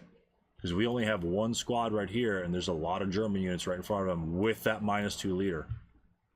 That's huge. That -2 leader could assault move up here and take a 12 even shot, or a 12 plus 3 shot, or 12 plus 2 because the -1 leader. Pretty much all day, in my opinion. But obviously you don't want to lose that -2 too early. Units are coming over. What turn is it right now? It is Axis turn 2. So one thing we have to worry about is what, gentlemen? Do we have anything to worry about? Normally you'd have the Russian reinforcements. Do we have any? That's a good question, because I think he brought in most of his units already, didn't he? Right. I think they get 14, 2, 3, 5, 6, 7, 12, 13. He might have. I think that's German. The Russians start with 14 squads. I think he brought everyone on early, which is fine. Yeah, if I remember right, that's what he did. Yeah, brought them hard on, which frees these guys up. If the Russians, you can say, well, Stu, he made a tactical error, it's bad. Not really. I mean, that's just part of decision making. He brought all of his guys on. Let's say 2 of these guys didn't break. I mean, the Russians would be in complete control of this scenario. I mean, look, he's already got a building on turn 2. I mean, that's crazy. So he only needs 1 building, and that means that we can use our leaders simply to ignore this building and just walk back behind him. So, but that does free these Germans up to come reinforce the central area. But this is a tight spot, even though all the Russians are on the board, because of that simple fact that these guys, because this guy's a melee, that's an easy self rally, which can do an end around, which will then have to pull at least 1 or 2 units out. That might make it sticky. So this is an interesting scenario where the attackers brought everybody on early to get that punch in the face and take control of the situation. This is what happens. He's got control of like literally half the board, and the Germans are just have to hole up in the building. So very different dynamic of the other game, where we had reinforcements coming on and the Germans had to plan for these reinforcements. This is an example where you know those reinforcements aren't coming on, and that you can make your movements accordingly by moving these guys over here. They're no longer needed on this side as intently as they had been before. So a good adjustment to know that, to know and be aware that no reinforcements are coming on. Keeping track of the game, keeping track of the game rules, and things like that. Turn 3 doesn't exist for the Russians. This is just a mano-a-mano fight here on out. And then you can just make your plans accordingly. Wow! Big change of events right there. We got a close combat loss there. And we do have a self-rally here. Very important self-rally. Lots of firepower.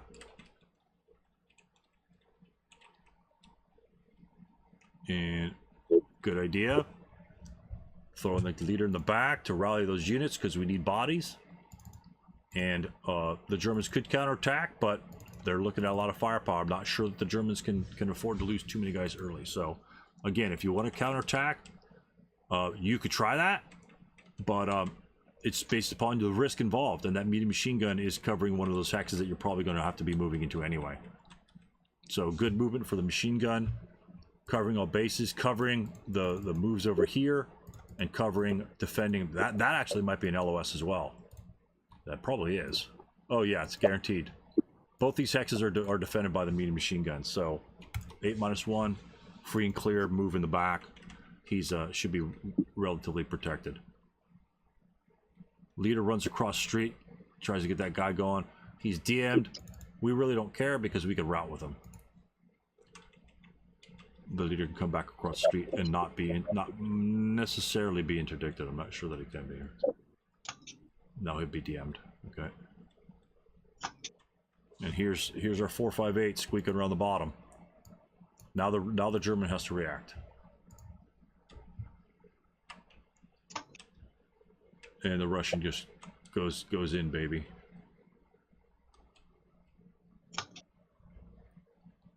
6 firepower. Does he survive that?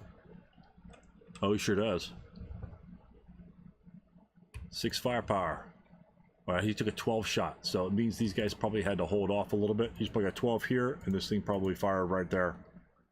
So we've got a final fire, and we've got units here, and we got a broken guy here. Pretty decent assault. We got our leader here pinned, a couple units, and we got the demo charge off. Most importantly, we got the demo charge off, because that's what's going to crack this right there. Mark, if you can mute, I think you're typing. I'm sorry. Yep, I'm sorry. That's all right. That's all right. Yep. And looky what happens there. We blow that guy up, and the full squad is broken from that attack. Huge change. And then he routes with him. Both, I think 2 of those units route, right? Yeah, just 1 unit. So what can we do then? We just CC. Now you might ask yourself, hey Stu, why didn't you attack the 248? Well, if we kill the medium guy, at least pin him in close combat, right? A lot of guys say, I'm taking that 2-to-1. Well, how many 2-to-1 guys have you guys failed? How many 2-to-1 close combats have you guys failed? Probably a whole heck of a lot if you're like me. All of them. Yeah, 2-to-1's not really that great. You do need a 7 to kill him, but you know, what's this guy need to rally? The 9-2 need to rally that unit. The DM'd 9 morale SS unit. What's the German player gonna roll? I'm rolling. Boom. What am I looking for? 8. Is that pretty sick or what? Yeah, that's not bad. That's pretty damn sick. So if you're here killing this guy and he dies, he doesn't care, because you're taking a 16 up 3 and an 8 up 1, and then you're going to break. At least this way, this guy's not going to have any firepower. The 248 4+3, we don't even care about that shot. This guy doesn't exist, essentially doesn't exist in the game other than just occupying buildings and pinning guys in close combat or DMing guys, you know. So the target is straight up, it's going to be a 3-to-2 shot, gives him the best chance of doing that. And if he wants to fire in there and try and break them, now he has 2 units that could hopefully pass a morale check. And if this guy breaks, he's probably going to die, even from the 248. Yes, he can reinforce the CC, but we all know what happens in CC. If you fail that first CC roll, we've got a 2-to-1 CC on this side, we've got a leader, and we've got a unit that's probably going to self-rally in the Russian player turn, unless you DM him.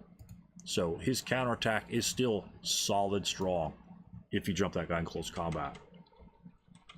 So it's, again, it may look like the battle's turning for one way or another, but this is very precarious on both sides. Lots of close, especially when there's lots of close combat going on. This is a fantastic close combat game so far.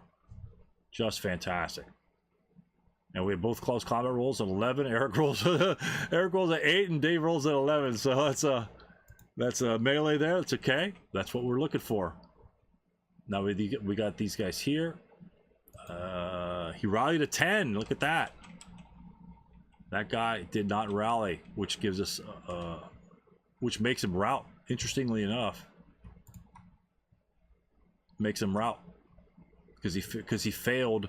He failed that close combat and makes him rout out of that location. That is fantastic. That was a crazy turn of events. Crazy turn of events there. I wouldn't have had predicted that one. And guess what? What's going to happen next turn? We're going to rally this guy. Now we could try and take this guy on with 2 squads.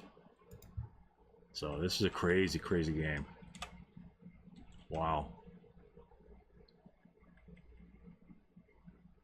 Jeez, look at the melee. This is sick. Look at the bodies in this damn thing here. Holy crap. I can't even keep track of that. Everyone's dying. And did Dave rally him? I think yeah, we got a 458 going here. And oh, I think it's yeah, I think the guy ran over here. Sorry, I might be going too fast. Look at your spread of leaders.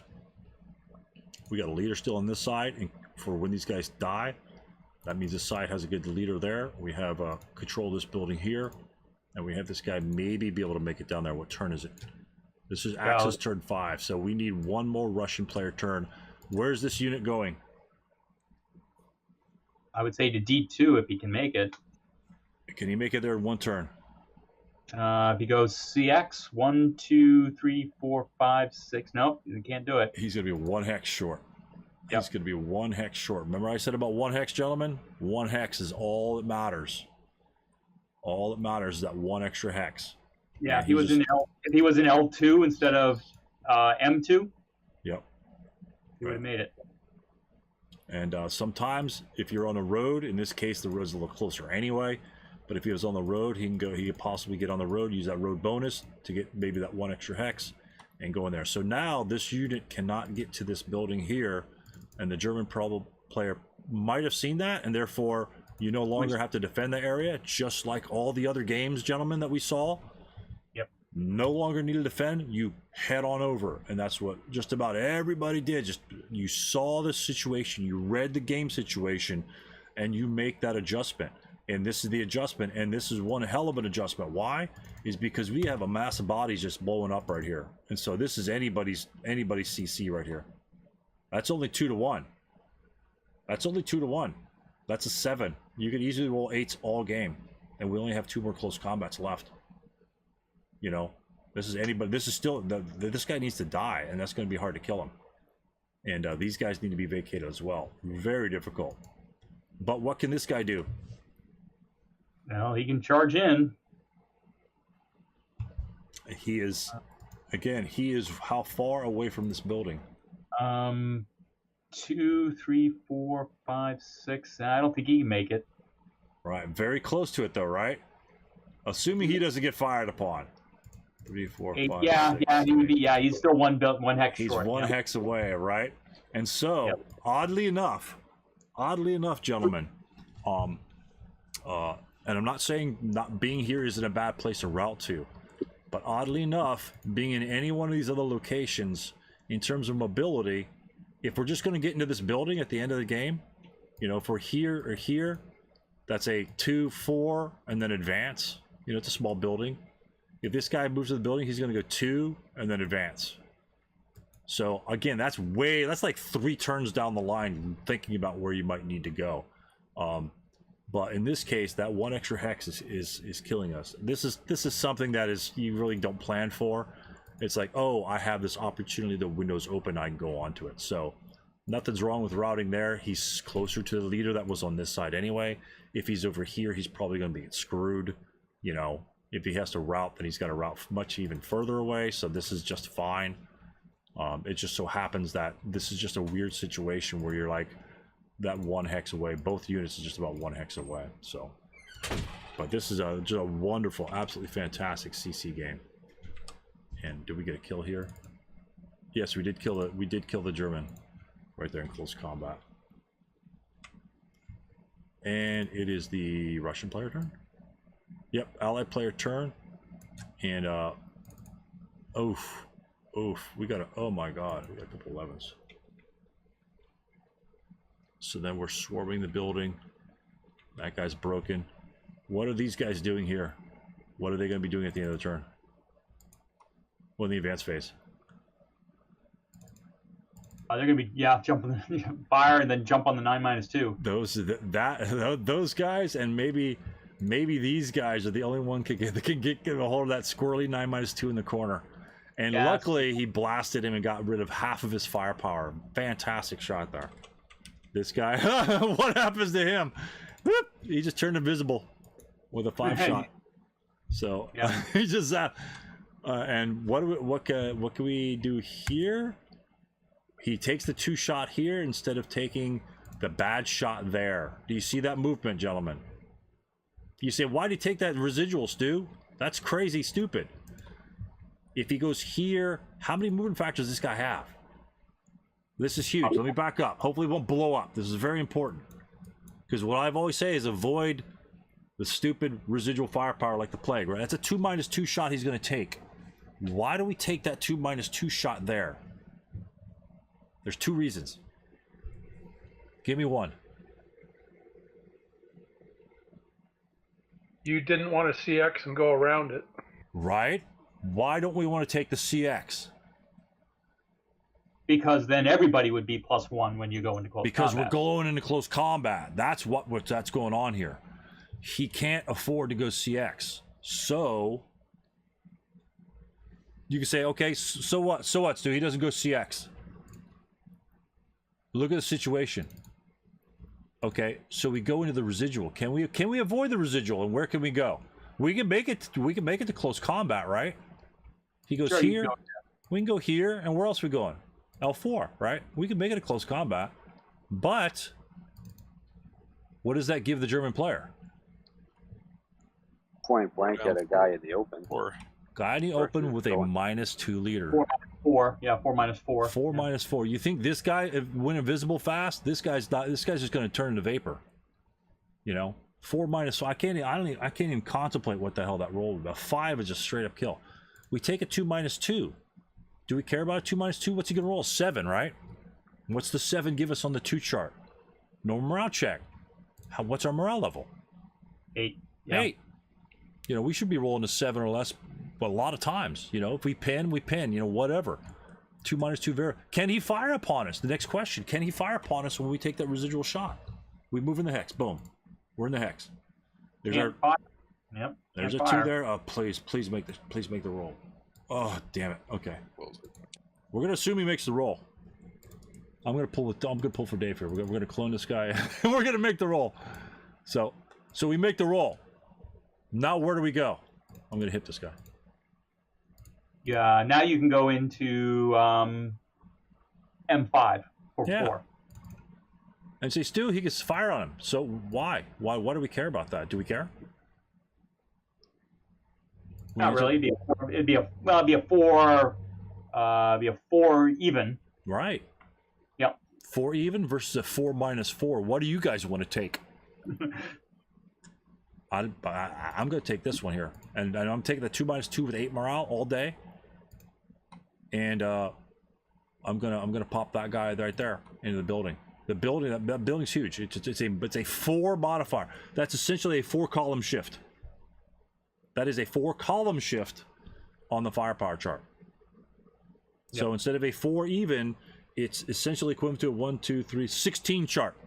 This is a 16 chart. This is a 4 chart. What do you want? I'm not taking a 16 chart. No way. I'm taking the 4 even with the 8 morale, even with 6 morale, 5 morale. I don't care. 4 evens because he rolls a 7 on the dice roll. Right? What's a pintask check? This guy laughs at. Now, what does he need to roll when the German rolls a pintask check? An 8. An 8. It's even better than our 2 minus 2. This position here, again, the importance of residual firepower and laying it down is this 2 minus 2 shot is more damaging than the point blank 4 even shot here. It's much more damaging because here, morale check pins us. Here, on average, he's going to be getting a pin task check. And an 8 is what we need to roll. Here, we need to roll 7. Here, we need to roll 8. We're safer here. Obviously, stone building kind of helps a little bit, right? But that's what we're looking at. And this is one situation, a perfect situation, where you're going through that residual open ground, where we know we can avoid it. Or CX. A lot of guys would CX and move over here. But we're looking at close combat. And that -1 in close combat is all it takes. And you guys know that. Let me get rid of that guy. So unfortunately, he happens to have broken in the open ground with a 9 morale. Excellent choice to go through the residual there. He pretty much, I mean, he had other choices, but this is one of the risks. Risk versus reward. His reward is avoiding the -1 in close combat. This is very similar to thinking about where you're routing when you're moving. He doesn't care about routing here because it's done. This is the last turn. There is no routing in this turn. He is thinking about avoiding our bad modifiers because he's going to send a bunch of guys. He's got a route. And then everybody... little boat. I'm not sure what the hell happened over here, but you guys could you guys could fill us in. So we jump in as a mass close combat, probably in both sections, and essentially, who won this one, Dave? Or Dave's here? Oh, I thought Dave was here. Eric, who won this one? Germans. The Germans were Came still down to that last close combat. Yeah. okay. The last close combat. So there's some I must have screwed up the log file or something like that. So anyway, awesome onslaught again. What I had mentioned before is appearances may be deceiving. Look at this over here. I mean, you've got a lot of guys in close combat here. We had a free building early, but we had no reinforcements. Germans can move to react. Germans move to react, and now we have one hell of a close combat fight right in the middle. I actually haven't seen a game like this develop where there's just massive close combat just all over the place. Just one way to just overwhelm the Germans, because He was very aggressive with that. It took me by surprise. Yeah, almost. And Dave seems to be really aggressive in his gameplay. And again, if he takes you by surprise, then he's got you backpedaling. And but the Germans withstood it because of his stalwartness, came this way, and the shot selection in the early part of the game. Lots of those Russians broke early on. Turn 2, there's probably more Germans good order than the Russians. But the Russians came back and tried to make their onslaught, but just fell just a little short. I mean, close combat is what close combat is, you know. I mean, that's like a 3-2 -1. That's not a bad shot. Not a bad shot. A couple pins here, unfortunate pins, no big deal. But good things to point out here are the defensive coverage and the shot selection early on. Shoot the guys on the outskirts first because they have nothing else to shoot at. The guys in the middle have much more decision makings to go through. And when your side collapses over here, just go back to, give up the building. Just like we give up this building over here, the situation was give up that building. We don't need to fight for it.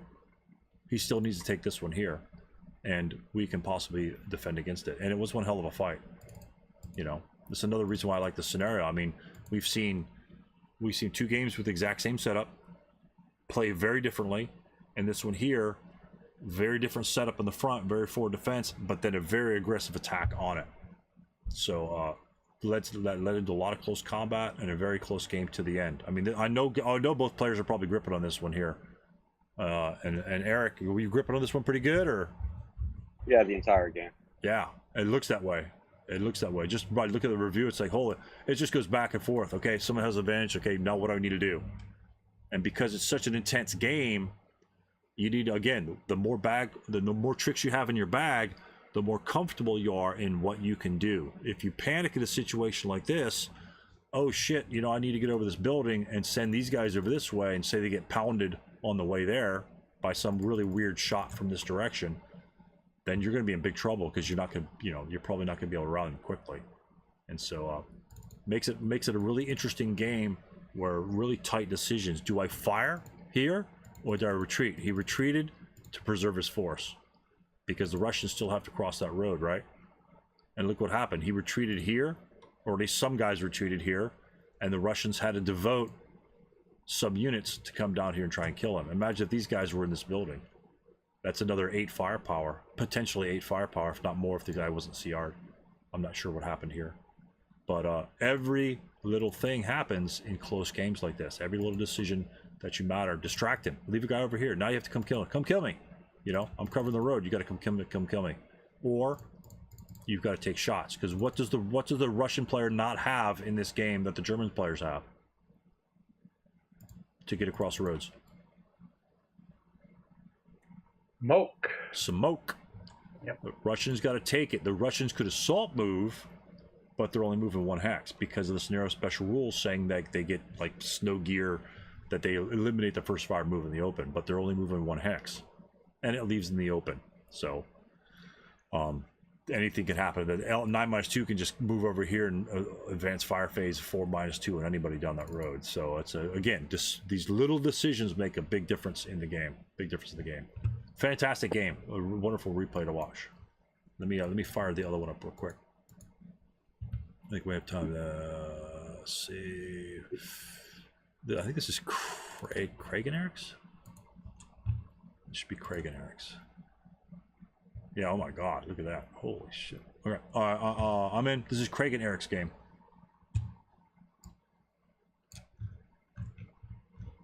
Okay, got it. Wow. Okay, if you count the units, 1, 2, 3, 4, 5, 6, 7, 8, 9, 10, 11, 12, 13, 14 units. So no reinforcements here, but they're all coming right down the gut. And again, 8 minus 1. Look at this 8 minus 1. Look at this guy here. Talk to me about this stack here, gentlemen. And who was defending? Were you defending, Craig, or was that Eric as well? This was my defending. Okay. So that was I put him in a crossroads, so he had road bonus movement to go anywhere on the board, depending on wherever the Russians came in at. So rather than like me put my forces out first, I was thinking I put a little bit out, see where the Russians went, and then move this stack to wherever I needed to go. That is how far can you go? How far can these guys go on the road? Like 9 with CX. Right? 9 hexes. 9 hexes. That's 1, 2, 3, 4, 5, 6, 7, 8, 9. Advance. Or advance in this building here. And then 9 is off the board over here. 1, 2, 3, 4, 5, 6, 7, 8, 9. Off the board. Or on the edge of the board. So we legit can cover like 2/3 of the board. This stack here. And of course, 2, 3, 4, 5 advance. If necessary. That's a lot of units in 1 hex. I've never seen this before either. It's a strong reactionary force, and he can do this. Why? Look at his defense. He's got like a little cone of a defense. He's brought these units back further a little bit more. Pretty much, he's just covering the roads, right? Just covering the open ground areas. The 9 minus 2, yeah. The 9 minus 2 up in front. You're going to punch him in the face with that one, aren't you, Eric? Well, we'll see how well that worked out or didn't work out. We don't care about dice rolls. But I think I played this one first, and then after I saw how I got steamrolled in the beginning, I moved that stack of forces up to I-5, so that way I had extra shots up the road to hopefully prevent that from happening again. Right. This isn't bad here. Why is this not quite as bad as it would seem? There's only 1 unit here. You say, Stu, he's gonna get obliterated. What's this guy gonna do forever and ever when these guys come on? We're just gonna keep firing away. He's gonna keep firing away until he explodes. What does he need? What are we looking at in terms of dice rolls? What dice roll don't we want to see? They don't. What's a safe dice roll? Well, during final protective fire, he can roll a 9 or less and be okay. Kenny?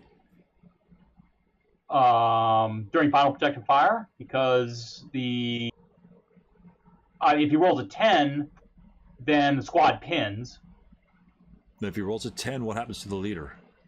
Oh, the leader breaks. Oh, that's a good point. Yeah. If he rolls a 9, what happens to the leader?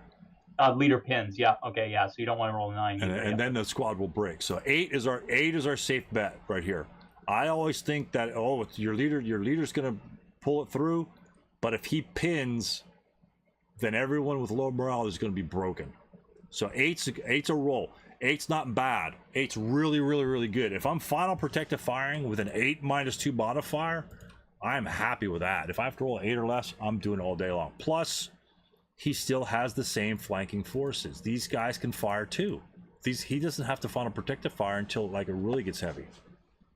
So these guys have plenty of room to maneuver. Plus, theoretically, he could let some of these guys go through. For all intents and purposes, all 3 of these guys could walk down this road, and the Germans don't really have to care about it. Why? These guys. Yep. They end up here. Let's say they end up here turn 1. Does the German give a shit? The German doesn't even fire on him.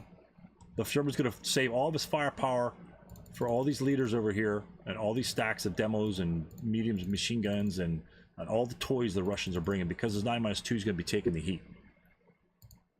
If all of our Germans just fire on these 2 hexes here, these 3 or 4 hexes, and let these 3 guys go, Do we really care about that as the German player? Eric, do you care if these guys go here? Yeah, actually, I'm not sure, but I think what you might be getting at is if I let him get that far, I mean, I got the reaction forces at the crossroads. Right. But also, he'd be surrounded. If I broke him, he'd be dead for failure to route. Exactly. This is not as much threat as it might seem. Even if he gets to the building, even if this guy could CX 1, 2, 3, 4, 5 advance, do we really care? Nah. Let's see if we got 2 guys there and this guy comes over here. Right? Do we care? No. This reactionary 4. This guy's dead in the next turn. We go 1, 2, 3. Advance fire, if anything. And then 3 to 1 minus 1 close combat. That guy's evaporated. And then this guy's surrounded just like Eric said. If those guys go without a leader, right here, all 3 of those units are probably going to die. So, we can actually plan for these guys just to let them go. You want to go? Go. I'm surrounding you. You know, all these units can fire at all these hexes anytime later on. And they still have to cross a road. And the other thing that we have to keep in mind, let's say these guys do go here. Let's say they make it across the road. We take this building over here. Do we care? Where are the reinforcements coming on? There are none. There are none. This building is still 100% safe. He's got 3, 4, 5, 6 squads between him and this building here. It's going to be rough to get to. So we don't actually even care if these guys come over here and take that building, because we have to defend this one anyway, stalwartly. I mean, obviously the Russians want to try and bust some ass and get in here. But oddly enough, that's something, because you might have priority targets over here. I'm talking leaders. Leaders, then demo. Since I have priority targets over here, if all 3 of those leaders break in these hexes here, the Russians are just going to lose. Why? And another reason why. Not only because he's a lot of leaders, but because of these guys right here. Because let's assume that, I'm going to assume this guy's going to break. Break, die, whatever. This guy's going to come in hard and fast, and he can... Is going to be a problem for the Russians there. How far can we move? Eric said it before. 9 hexes on the road. 1, 2, 3, 4, 5, 6, 7, 8, 9. I don't care where those Russian leaders are routing to. This guy's getting to them. He's getting to them. I don't care. It doesn't matter where they route to on this whole edge of the board. He's gonna have 12 firepower firing on him. No modifiers, because guess what? +1, +1, +1 negated by -1. This is more powerful than you guys might think initially. Say, hey, he's not doing shit in the road. Well, he's not there to shoot Russians. He's there to react to Russians. And this is perfect. This is a perfect example of what happened. I'm not sure what happens to him, but the idea is there. So that guy actually even makes it through there. This is fantastic. That guy almost makes it through. Lots of residual firepower. Okay. First fire support weapon. Good deal. The Russians are making it through.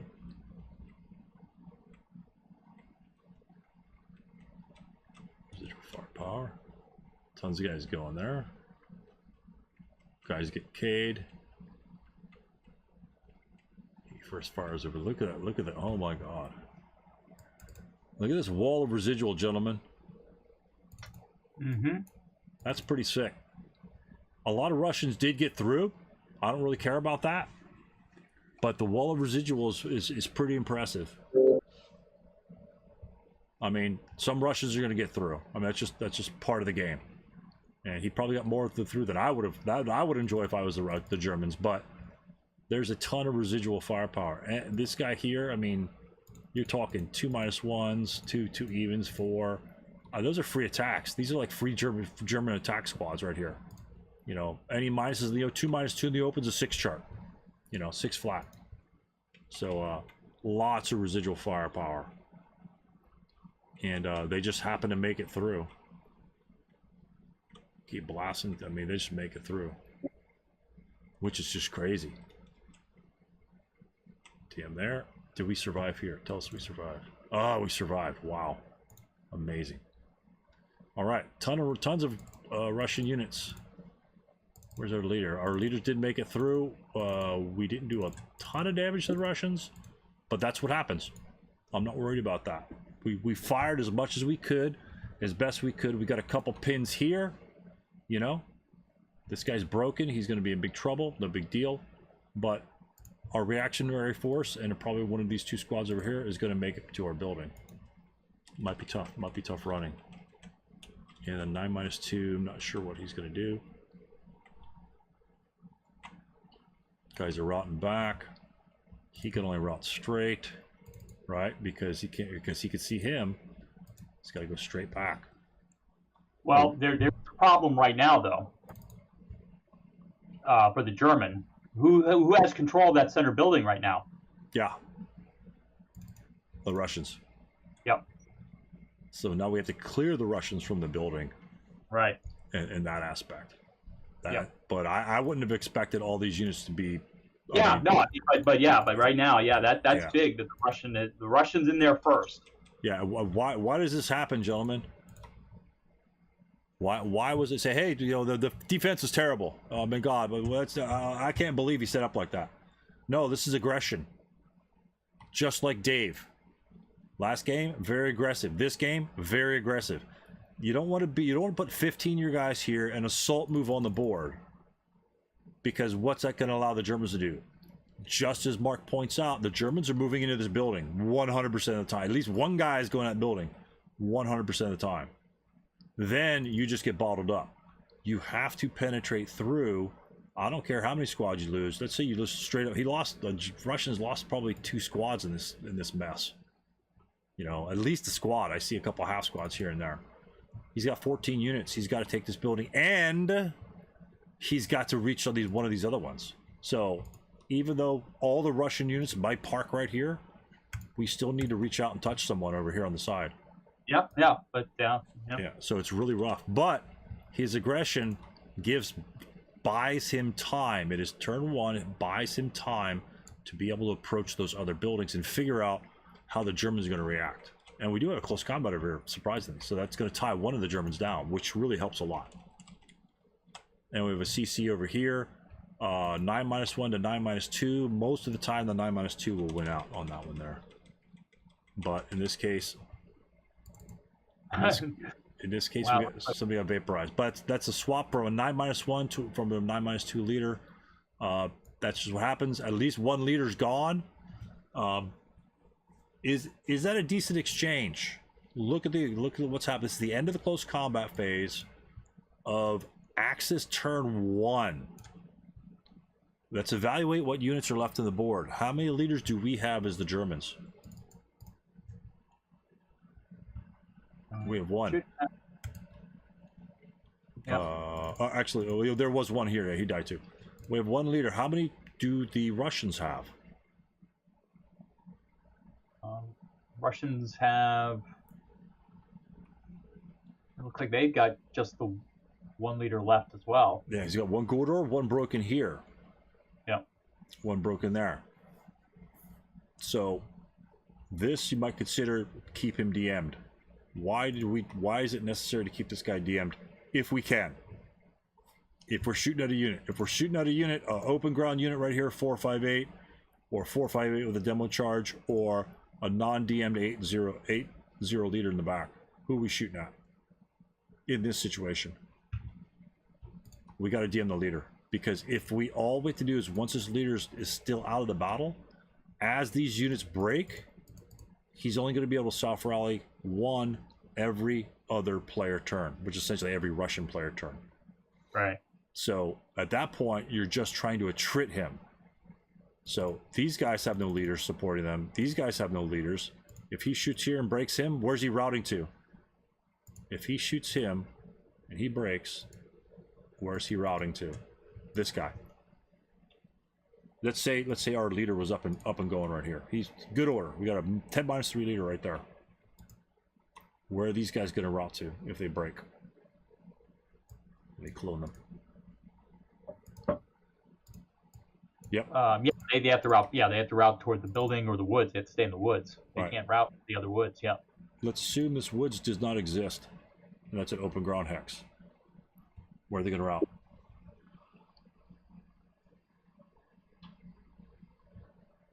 Let me see. At that point, at that point they got to go into they got to go in the building there. Yeah, because that's 3. Can he route there? Given the situation, can he route to this location? He doesn't see any. Well, no. I mean, I'm assuming he might not see, these German units over here. That's pretty close. It does hit the building here, but that's pretty damn close. Yeah. That's a pretty damn close. So if he had he has LOS to this unit, right? Does he have line of sight to that unit?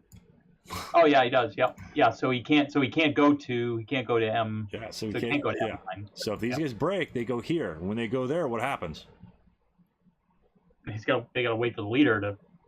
Right. And if you're DMing this leader all day long, how many turns will it take these two guys? Well, there's like a bunch of them now.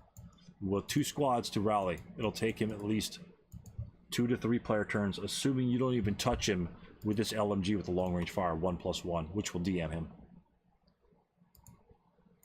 DM the leader, DM the squads if he's got to stack 8 morale units. So now that just eliminated essentially a leader and 2 squads from the battle by just DMing him. Even if this guy doesn't move at all, because he is the last leader left, and if he's complete, he's going to be rallying guys up in here, which these guys can easily keep DM'd because that's a building that you can easily surround. Plus, he's going to have to be moving on to another building, and what's going to happen to his squads then? They're going to break as well. Somebody's breaking on the way to these buildings. So the Russians are although it looks like they're steamrolling the Germans, you have to understand, as the German player now, what's your priority? Your priority is simply just breaking units, because if you can break them and keep the leader out, at least this leader here out for as long as possible, then they can't rally. Right? Even if let's say the difference between just breaking and keeping a leader DM'd versus just keeping units. Let's say this guy was good. Let's clone him. We're gonna unbreak him. All right, 8-1. And we're gonna clone all these guys. All right. These guys. Let's see. These guys are stuck here. All right. These guys are all broken. We got 8-1 on that bad boy. Let's put him on the bottom. What's the difference between this situation and keeping that leader DM'd and these guys good order? We need how much? If we break here, they clone these guys here, so these guys are broken versus this situation. So you break here, I'm gonna hit these guys. I'm just gonna hit all these guys. These guys break back here, and he's just DM'd. He's just perpetually DM'd, but for like, say, 2 turns, right? Because you don't need to DM him the entire time, because it reaches a point where he can't even make it to an objective, right? So, the same reason why a lot of guys just abandon what they need to abandon, because there's no way the Russians can react to it, or the Germans for that matter. So, the situation is those 2 units are there broken with the leader over here that's being DM'd all game long. Or having the leader rallied and having 3 units that are DM'd in this location. Actually, more units than we have broken here. Which situation do you want as a defender in this situation right here?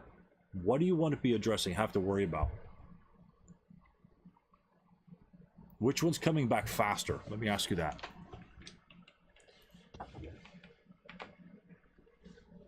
We have a self-rally. Let's say next turn, this is gone. We try a self-rally somewhere else, and then the German player turn, and it comes back to Russian player turn. And hopefully we DM him with an LMG. But let's say we don't DM him with an LMG. Let's say we move on. We're gone from the situation, and we can only DM the leader. All right. We can self-rally one of these guys. How many of those guys are we getting back per turn? Just the one. Just one guy. Yep. All right. He moves, goes on. Russian player turn, mind you. All we have to do is move a German unit. You know, if he doesn't defend that area, we simply go 1, 2, 3, 4, advance, and continue doing that ad infinitum to keep those guys DM'd. You know, or just stay there, because if we go there, what happens to these guys? If this 468 can reach that location, Oh yeah, then they're immediately DM again. what happens at the beginning of the route phase? Oh, that's a good question. They probably can't. Well, they're going to at least take interdiction when they go into M10. FTR, they're gone. Yeah, because we have a melee over here. Let's say the melee lasts for a couple turns or something like that. Melee is going on at that point. Right. Yeah. So this guy could technically make it CX the whole way up here and kill both those units straight up for one thing, you know, because of their slowness of being rallied. Let's say you can't make it there.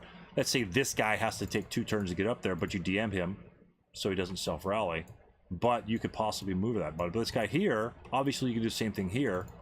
But the point I'm trying to make is he's rallying 1 Russian unit per Russian player turn, whereas he can attempt to rally these units needing 6s every single rally phase.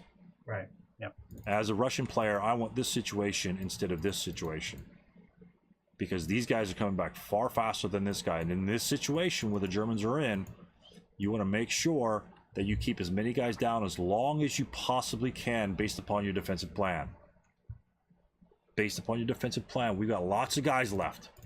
We got plenty of guys left to deal with this stuff because a lot of his guys are broken. Half his force is broken. It ain't going to be easy, but that's something we make sure we need to look at. Because if we're worried about trying to break these units when these guys are already broken, and we fail, because they're all in stone buildings, if we fail to address his broken units in the back at the first aid kits, you know, if we fail to send anybody back there, then he's essentially just going to have all those units back up in a turn or two. And now he just essentially doubled his force, which means it's game over, because you just simply won't be able to cover that much room. It's hard to do. It's difficult to manage that, but it's something that you just have to recognize. As long as you guys can recognize, oh look, if I keep these guys down for 1 more turn, I'm golden. Or, you know, I really want to DM those guys, and he still has to roll a morale check anyway, or a rally check anyway, but I really need to get the hell out of dodge, like this guy did over here. I really need to hit the hell out of dodge, or maybe jump into close combat, or do something else. I need to leave now. Then that's a decision you need to make. But as long as you understand that broken leaders don't rally units, and that they don't rally very fast on their own, you're fine. And only because it's early in the game must we sort of take a look at that and reevaluate. Because I didn't expect the entire front to be gone, and I'm sure Eric didn't expect his entire front to be gone in turn 1. And so you just gotta pause, you know, take a break, go get a drink, say, look, I need to refresh, come back with a fresh set, and see what's going on. And then that's what we're gonna do. I get +3 buildings. This stack fires, nothing happens. I mean, you get hindrances, buildings, whole 9 yards. So essentially, for all intents and purposes, you know how easy how difficult is it for the Russians to take the building over here? Typically, in your typical game that we, you know, theoretically see, not in the games that we have here. How stalwartness is the defense over here for the Germans most of the time? Yeah, I'm sorry. Where do you mean over where? D2. Oh. It usually seems to be pretty weak. Right. Generally. Right. Yeah, at least start, and then people shift in. Yeah. Right. And so the Russians, if the Russians leave anybody off, most of the time they come here, they take this building pretty easily, and they work their way over this way. Well, just flip it. Just consider L5 that building. The Russians take it pretty easily, just like they take this one. So no harm, no foul. I mean, we lost some units. He lost a couple units too, but I mean, and so now we just have to defend, you know, these. It's a little more difficult because they're a little more spread apart, but this is a lot of open ground here that he has to cover. And as the Germans, we have lots of little LMGs to fire. And so we do have the 8 morale also in really good defensible terrain. So this isn't terrible. This isn't terrible. And that's what the Germans are doing, backing up to defend. It's just, that's the free building. It just happens to be in the middle versus the flank. And so that's what you just got to consider. Now he still has to move take some shots. And this is advanced fire phase. So at the end of the Russian player turn 2, right? He simply has this building, and he had that building at the beginning of the Russian, or at the end of Russian turn 1. He hasn't really gained too much ground. He's routed a couple units. He's gotten up in the front, but he only has 4 more turns to take one other building. So he can't, and he's only got 2 leaders. It looks like this guy's DM up here for some reason. I'm not sure what's going on with that. Oh, looks like we won the close combat over here. How important is that? Is that inconsequential, gentlemen? Is that inconsequential? That's huge because that cuts off a lot of route pass. Cuts out a lot of route pass. Absolutely, that's the way to think about it, John. Perfect answer. Another thing this guy can do is what?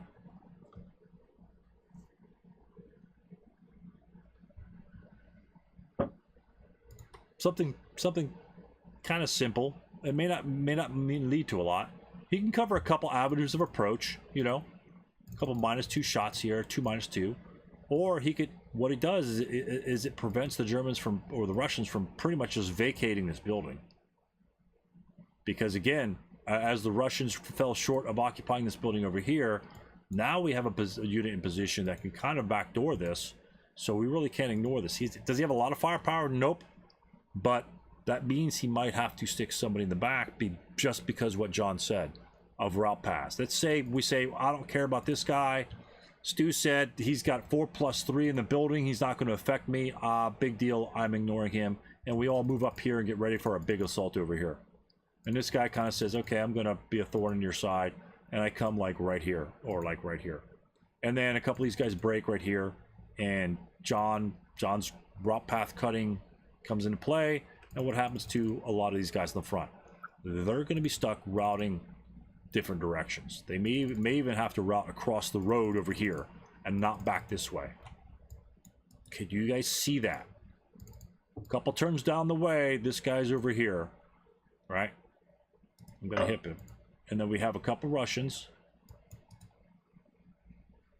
Clone these guys. All right. We're going to break them. Hit these guys. Let's say the situation is like this, right? Russians are making their way here. All right. And we got a couple breaks right here. Where's this guy routing to? Where are these guys routing to? When this guy's just sitting here. Let's say these guys moved up and they're like in offensive positions over here.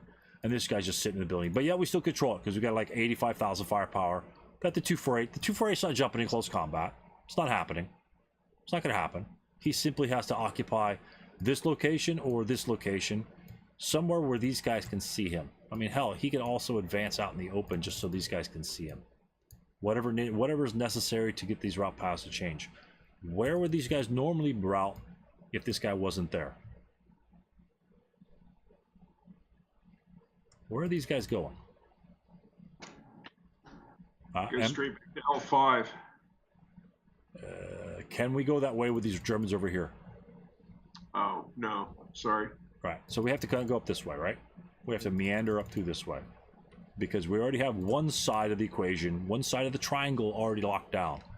You got one side of the triangle here, one side of the triangle here, and they route back up this way, and they get rallied. 8 - 1 will rally with 6s, right? We covered that earlier. They rallies with 6s. He's back in the fight in another turn. 6s or 10s, right? Because after DM's gone, it's 8 plus building plus -1 for the leader is a 10. In the Russian player turn, after the DMs are exhausted, they need 10s and they're coming back. Put this guy here. Let me see.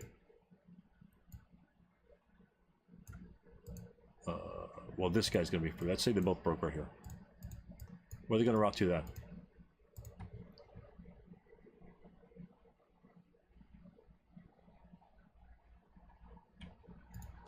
Where are these guys going? Because we got to get across the street. Russians got to come. They got to come. They're gonna bust ass over here. And let's say there's a guy right here as well. Where are these guys? Where's these guys' route pass? A Russian says, "Okay, I'm going out there. I got leaders behind me. I'm ready to go. Let's go. You know, for the motherland. We're going across the street. Let's say we assault move with our snow. with their snow gear, and they get blasted by the Germans. They just simply get blasted. And they lose their normal morale checks by rolling 9s. Where are they routing to? Where's this guy going?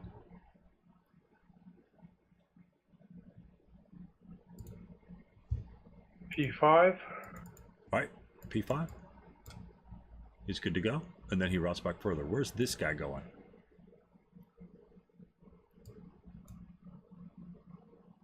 So this guy gets away. FTR. FTR. He dies. He straight up dies. That's KIA. Your normal morale check that he rolled a 9 on just killed him. He's gone. This guy's broken in the back. Now he's one less unit. Now, the Russian knows he can't enter the hex with this guy being here. So the Russian either has to react to this unit, which is pulling the units off the front, which need to be going these directions, right? If he's not going towards the objective, he's losing.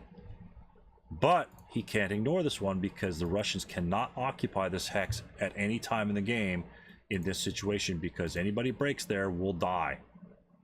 We have to go this way. And if we have to go divert him this way, then we can afford to pull this unit back even further into a safer building so we could route further back and then reoccupy that building if necessary. Right? Even if these guys, I'm going to clone these guys. Even if these guys were here, okay, and this guy's here, I'm going to assume that's an LOS. Let's say there's one guy right here or down here. Where's this guy going then? Just in this example, we have LOS to here. Where's his route path now?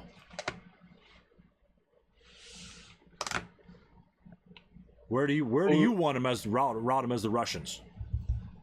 You want to route up here, or you want to route over here? And you say, oh shit, can't do that. Can't do that. So where's he going? Can he go to N3? Looks like O3. Yeah. And then that's an interdiction because this guy can see him. That's a clear line of sight. So what's his destination from here? From 04? What's his destination, right? Yep, absolutely. Absolutely. Do you give a shit if the Russians come down here? Nope, because what are your guys going to do? You know, A, he's way off the battle. He's got to cross 3 open ground hexes, even if you just ignore him and he self-rallies them. Or you simply move somebody in a position. You know, you might be able to move a couple of these guys down here. Still covers the road. Still covers the road. Fire LMG over here. LMG might not do it. Nope. Hit the fire squad. Assuming he doesn't force a move over there. But this guy's out of the battle. He's not going to rally anytime soon. You know? So he's away from his leaders. And then he has the other units away from that as well. Can he make an opportunity out of this? It's possible. It's possible. But he has to cover 3 open ground hexes. And we have first, subsequent, final productive fire possible situations here. So he has to route away from where he doesn't want to go. And he's routing away from the objectives as well. Because he was a little closer here. Now he's a little further away from the objective. He's never going to make it back here because it's just not. That's not realistic back there. Even in my fantasy land. We unhip these guys. So one little 248 can start all that down. Yes, these guys are not going to stay here. They're going to be coming this way. But if this guy catches that last final guy, the last part of the troops, or any part of the troops to screw up the route paths, those units are scattering like cockroaches. Scattering like cockroaches. A little 248. This little loss over here in close combat probably is the most disastrous thing for the Russians right now. He doesn't want anybody behind him whatsoever. He just doesn't. He's doing really well right now. You just don't want anybody behind you. Let's see where they go. See, all the Russians are moving to the front. Good aggressive move. You know, looks like he doesn't have a lot of units going over the other building, but may or may not need them. Guy breaks over there. He's still got tons of units.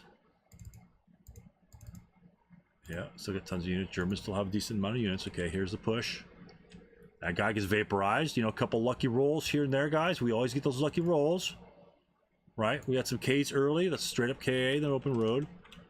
We have like a platoon on the right-hand side. I mean, that's a monster. That is a monster. Let's see. Let's wait till the advance. Final fire. And prep focus. This is the prep fire phase. What turn is this right here? This is turn 5. Turn 5, gentlemen.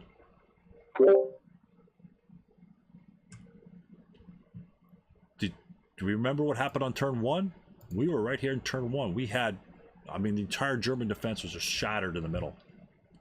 Right? Calm down, react, set up your defenses. That's his free building, right? He's going to have a free building. You can't defend all of them. You got to give him a freebie, right? And the Germans' firepower has now reduced these guys down to, you know, he's got squads lining up here, defending because the 248 and a couple guys over here, you still have to respect those. Now we have a smaller force being able to attack over here. Can he still take it in 2 turns? Yes, he can, absolutely. But we still have 2 468s saying, you know, it might prove otherwise. Might prove otherwise. So, very precarious position. The Germans are easily still in this game. Easily still in this game. It's gonna be a close one. I like to see how these guys are firing over here. Try and make some residual on this side. So those guys, obviously you can't see them because there's a building in the way. But we want to put down some residual firepower. And now they're making the big move, the big push to the left. Still not easy. Why? Because these guys can still see the road down here. Those are all 2-2 shots if he does an assault move in the open. And in a situation like this is when, especially this guy here, is when you might want to assault move to S4, because now it would be a 0 shot from these guys over here versus a 2-2. That's where you take use of your scenario special rule and you keep that in your back pocket, saying, yeah, I got to bust ass to get there, but once I'm there, I assault move in the open ground, taking use of scenario special rule 1, I think, and then I can advance phase into the building, and I'm golden. 2-2 is the same thing as a 6 shot. You just give them the 2 even. Just give them the 2 even with 8 morale. All bullets are going to bounce off of you. And the Russians or the Germans are very difficult to react because he's got a large force in that center building cutting you off. So it's very difficult. But it's something you might want to think about. German got in there. Talk to me about this move here. He took a half squad loss. He got shot and he got shredded. But now if the Russian gets into S3, it's not going to help him. Right. Why is that, Mark? Because the Germans control the building, and he's got to eradicate the Germans from the building at that point in order to gain control of it. Now, if the situation were reversed, that the Russians got in there first and we had 3 squads over here, what's the likelihood of we clearing that one guy out of there? I wouldn't chance it in close combat, especially with a -1 leader, giving me a bonus to the ambush roll and then to his close combat. All right. Plus, when we have to cross the road, we've got you got a 3 squads that immediate machine gun firing at us. Right. So the German player took that shot knowing that he's going to get hammered. And he got hammered. I mean, half squad. Half squad to this guy in close combat. It's not our best bullet bet. But that's only 2-1, right? 2-1, probably -1, probably might need an 8. We're still alive, though. We still have a chance to secure this, keep this building under German control. And plus, we get a defensive fire shot on him. 1, 2, 3, 4, 5. That's a 4+2. 6+2. Not bad. It's not bad. You know, you pin either one of those units, and it's game on. It's game on, baby. Yep. But as you said, now the unit's back here.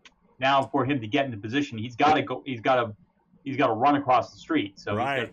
He's got to 2-2s. all these 2-2 shots from all these guys. 4-3 from that -1 leader. Yep.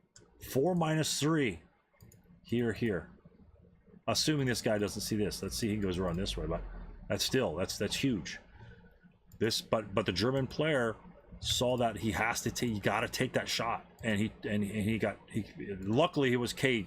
He was K'd and he passed the morale check. Yeah. Real huge. So what do you think the Russians are doing here? Tell me are you firing on these units? Guys, if you're the Germans, this is the last turn of the game. I'm putting up the pre-vodka sign for them. Yeah. Are you firing? If all these units run down the street right next to you, what are you doing as the Germans? You're not doing anything. You're ignoring them. Yep. Why? Because these guys have no impact on the victory conditions at this point. Yep. Because they can't get to that building, and they can't get to this building. These guys must save their shots to these points over here. These 4 or 5 hexes are the only hexes that matter in the game. That's it. These guys don't matter. The only thing that these guys are going to do is stop a subsequent first fire shot. Do we care that he's going to stop our subsequent first fire shot from all of these German units to firing over here? Do we care about that? No, because you can't fire at them anyway in subsequent first fire. Because we can't fire that far anyway. Even if these guys weren't in a line of sight, we can only fire out to 6 X's. 1, 2, 3, 4, 5, 6. That's not the target zone. The target zone are these 4 hexes here. We're going to get 1 shot from each of these units, and that's it. And then a couple shots from these guys. So these guys do not matter. Those guys don't matter. That guy doesn't matter. Demo charge, as soon as he stops moving, doesn't matter. Oh! That Snake Eyes against the 9-0 mattered. Unfortunately, we're final fired. Yep. Yeah. Unfortunately, that's when the Snake Eyes doesn't help you. But the medium machine gun's got giant Kohanas. He goes into the hex. So what happens to the 458? That takes that 2-2 shot. Look what Eric rolls. A 7. Eric rolls a 7 on the 2-2. Yep, that's enough for a... Which yields our normal morale check, which I've been just sermoning to you guys time and time again. Does he have to move there? Maybe, maybe not. I mean, it's a 2 shot. If could he have gone around? I don't know. But it doesn't do him any good, right? He may have to run down here. I mean, he still has close combat, this guy, because this guy's going to make it to the building anyway. This guy has to die. He can't make it. These guys are done. He's done. The leader just got zapped, and he just got pinned. How many Russians can win this game for us now? Not a heck of a lot. You got the one. It looks like you've only got the 1 squad left. We have 1 squad, 1 leader. 1 squad, 1 leader. Yep. And look at our Germans down the row here. Yep. Can he assault, move, and advance phase across the road? Nope. He has to run across the road and go for this guy over here. This is crazy. I don't even remember. Oh, what? Oh, there's a 2-2 there. Morale check. And there's your 8. And that's the game right there, gentlemen. That is the game when this guy breaks from that 10 roll. And then they start talking about the thing. Talk to me about that. Is that not a fantastic way to end a game? No, it's actually pretty good. Yeah, as you said, it looked grim for the German, but he regrouped, held on. Right. And Eric, you're a new player, right? How long you been playing, Eric? A couple months. Couple months, and Eric can stick it out and play this. I know 8 out of 10 other guys would have thrown in the towel after turn 1. I think I was about to, actually. I think I don't know if Craig remembers. I think we were talking about that, and I think we're like, well, we're just playing to learn anyway, so let's go through it. I think we say that almost every game we play. One of us will get to a point where we're like, well, this doesn't look winnable. Well, I'll just go ahead and go through the motions so we can practice. And then in the end, it ends up going a totally different way we didn't expect. I didn't expect this. Did you expect this, Eric? No, not at all. And tell me the things that you learned. This is very important. Tell me the things that you learned by continuing the game, whether it just be weird coincidences in close combat or realizing that guys get pinned here. Tell me what you learned from playing this game out that you probably, honestly, probably may not have realized later? Well, I don't know, because when I was after turn 1, I was left with 1 leader, and this is the second game. I don't know if you noticed on the other game, both of my opponents have my machine guns longer than I did, so it was very, very disappointing to say the least. But I don't know. I think what I learned there was that even though the game, I think it was just that take it one turn at a time, and just take it one, like each turn has its own problem to solve, and just do the best that you can from there. Yeah, it's fantastic. Fantastic advice. Just one turn at a time, guys. Turn after turn after turn. I do got to say though, I mean, I can't say this game was won by like strategy or any kind of good moves on my part. A lot of it had to do with dice too, and just it's not like I planned for it to come out this way. Well, I got to disagree with you, Eric. But look what you did. Look what you did. You got a couple dice rolls here and there, right? Couple snake eyes, How many guys does the Russian player have left? He's got 1, 2, 3, 4, 5, 6, 7 and a half. Yep. He's got over half his force left, and he's got half your machine guns. And you don't have your -2 leader in the game, which is very, very impactful. Yeah, very, very demoralizing to lose in the first turn. But I would say, I mean, just looking at kind of the final turn, I mean, just the simple fact that you understood where you needed to concentrate your fire. You understood the victory conditions. You understood what you needed to do. And I mean, a lot of people might fire as they see those Russians coming across the street. You didn't do that. You knew that wasn't important, and I do remember doing that, counting them out. Yeah, and just saying, I saw right when you moved the first guy up. I'm like, I don't care about him. Yep. I do remember that. Why? Yeah. No, why, Eric? Why? Because it doesn't affect the game. Right, and no dice rolls were involved in that aspect. You could have shot him, but you're saving your actions, which you have 100% control over, to fire on the shots. Now, let's say you rolled 10s and 12s over here. If all these guys roll 10s and 12s, he jumped you in close combat, this guy made it, and he kills you. Is that a loss? On paper it is, but you did everything you needed to do, and that's why I reiterate plans. If you go with the plan was not to fire on these guys, because we know they don't affect the victory conditions. They don't affect the game. You identified that. Our plan is to fire these guys over here. The dice are going to fall wherever they fall. That's just the way it's going to be. I mean, you snake this guy. Was a snake eyes the best thing for you? In my opinion, snake eyes is probably one of the worst rolls. Is because now you can't subsequent fire and put some more residual down. He could have easily tried to bypass that sort of thing. So cowering in that situation, even though you're limited 1 units, he had the guys to cross. He had the guys to run across that road. And so that was actually beneficial for him for you to take that shot, because this guy was not going to get subsequent fire upon. And he ran in there, and unfortunately, he got a pin. This guy would have come here, which would have caused more fire here. But again, you took this shot here. You lost a half squad.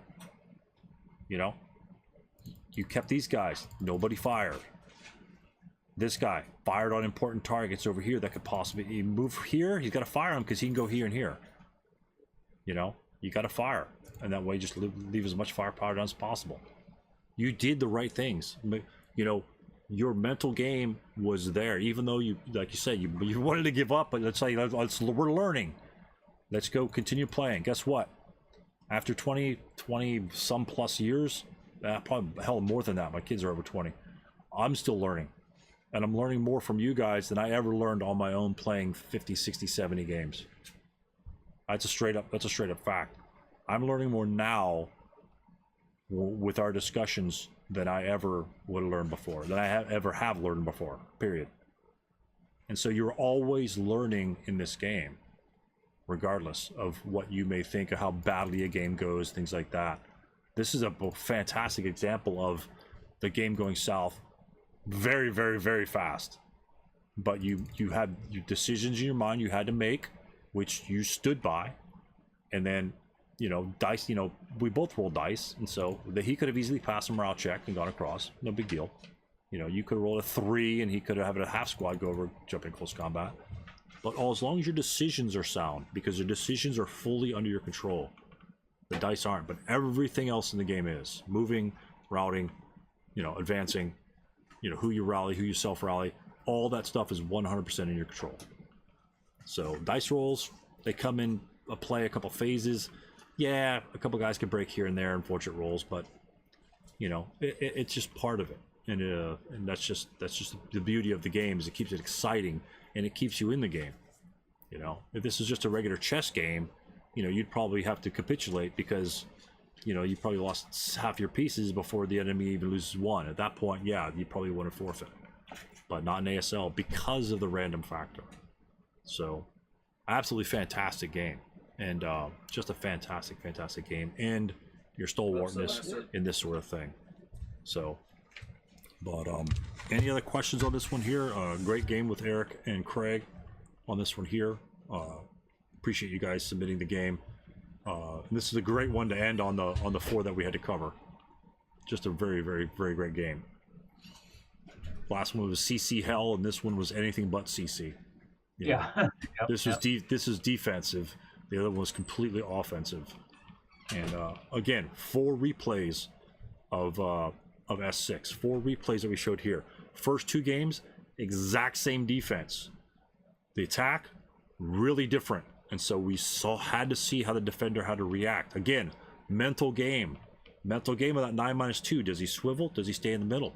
Don't know. The decision is yours. This game here, we get our asses handed to us on turn 1. What do? Do we break? We want to break, right? But we pull back. Let's see what happens. Come at me, Russians. Come through by 4 squads. You're not going anywhere. You know, I'm not going to the right. No way in hell I'm going to the right. And I'm going to go to the left. Why am I going to the left? No leader over there. Russians attack over there. If he breaks, you're done. If he breaks on the right-hand side, you rally him. The Russians have to go to the left. You covered where the Russians needed to go. That's 100% under your control. 100%. Excellent games all around. The other game with Dave, close combat hell. That was just Stalingrad at its best. Just everyone just dying left and right. And fantastic games. 4 different games. 4 of the same scenario. 4 very different ways of approaching the game. Yep. And, you know, anytime... And this is the kind of a pet peeve that I have. Anybody says, hey, what's the perfect defense for, you know, S6 or S1? Or you guys see that we have the same defenses, different defenses. Doesn't matter. It's your decision making. I don't care what defense you have, because guess what happens? When they lose that perfect defense, what are they going to blame it on? You always blame it on the dice. You blame it on the dice. Now, Mark can blame it on the dice. But How to, yeah. But it's decision making. It's your decision making in all those on all those facets. That's the same. I mean, that just kind of reiterates, philosophically speaking, that reiterates through life. Your decisions is what makes you successful. You know, you're gonna have some bumps that you're gonna hit in the road all the time in this game and in life. So what you do and how you react to those decisions, those events, makes you the person and the player that you will become. And I mean, if you've only been playing 3 months and this is how you're playing, holy shit, that's crazy. I mean, these are tough decisions. You know, win or lose, doesn't matter whether you won this game or you lost this game. It really doesn't matter. It's just that you made game decisions and you stuck with them, and yeah, it happened to work out. You know, the Russians did a really good job in this game pressing the attack. I mean, it's difficult to keep track of that many Russian units as a defender. It's like, who the hell am I going to shoot at? He's got too many guys, you know. So hats off to all the players that submitted games for review, and you know, giving us the opportunity to learn from your guys' games. And you know, I appreciate it a lot. These are just fantastic to me. This is like, you know, I'm in a candy store, you know, and they just close at 5 p.m. So I've got till 7 a.m. before they reopen to heat up all the candy. So, but fantastic game. But that's all I have, gentlemen. Does anyone else have any comments to make, either in this game or any other game or whatever? Nothing? We good? Nothing here. Nope, I think we're good. Okay. All right, gentlemen. Well, thank you for your time. Sorry I ran over. I tried to rush through it, but we had that excellent question by Mark and the boys at the beginning of the turn, beginning of the session. Very important distinction with guns. Really enjoyed that question. I learned a lot from that one there. It's very important. Take it into your next games. Fire if you want to if you plan intensive firing. Try to fire in the moving phase if it allows it to. Sometimes it doesn't. Again, situational. Just step back and think about it, and it's fine. You know, I knew Mark was trying to do the right thing, and you know, when you look at the ASLSK Rulebook, I mean, you might as well be looking for a needle in a haystack sometimes. And so just go with what you go, and the advantages is we learn kind of the proper way to handle it. Yeah, you know? And that's the important thing. Yeah, just play it how you guys think it should be played, and then go for it, baby. I mean, it's all that matters. It's all that matters. Yep. So thank you, gentlemen, and again, we'll catch you next time. And thanks a lot for all your help. All right, well, that wraps up another week of Tactical Tuesday. We had some excellent questions on here. I really like the gun situation, knowing how to be able to get the most out of your support weapons and your ordnance.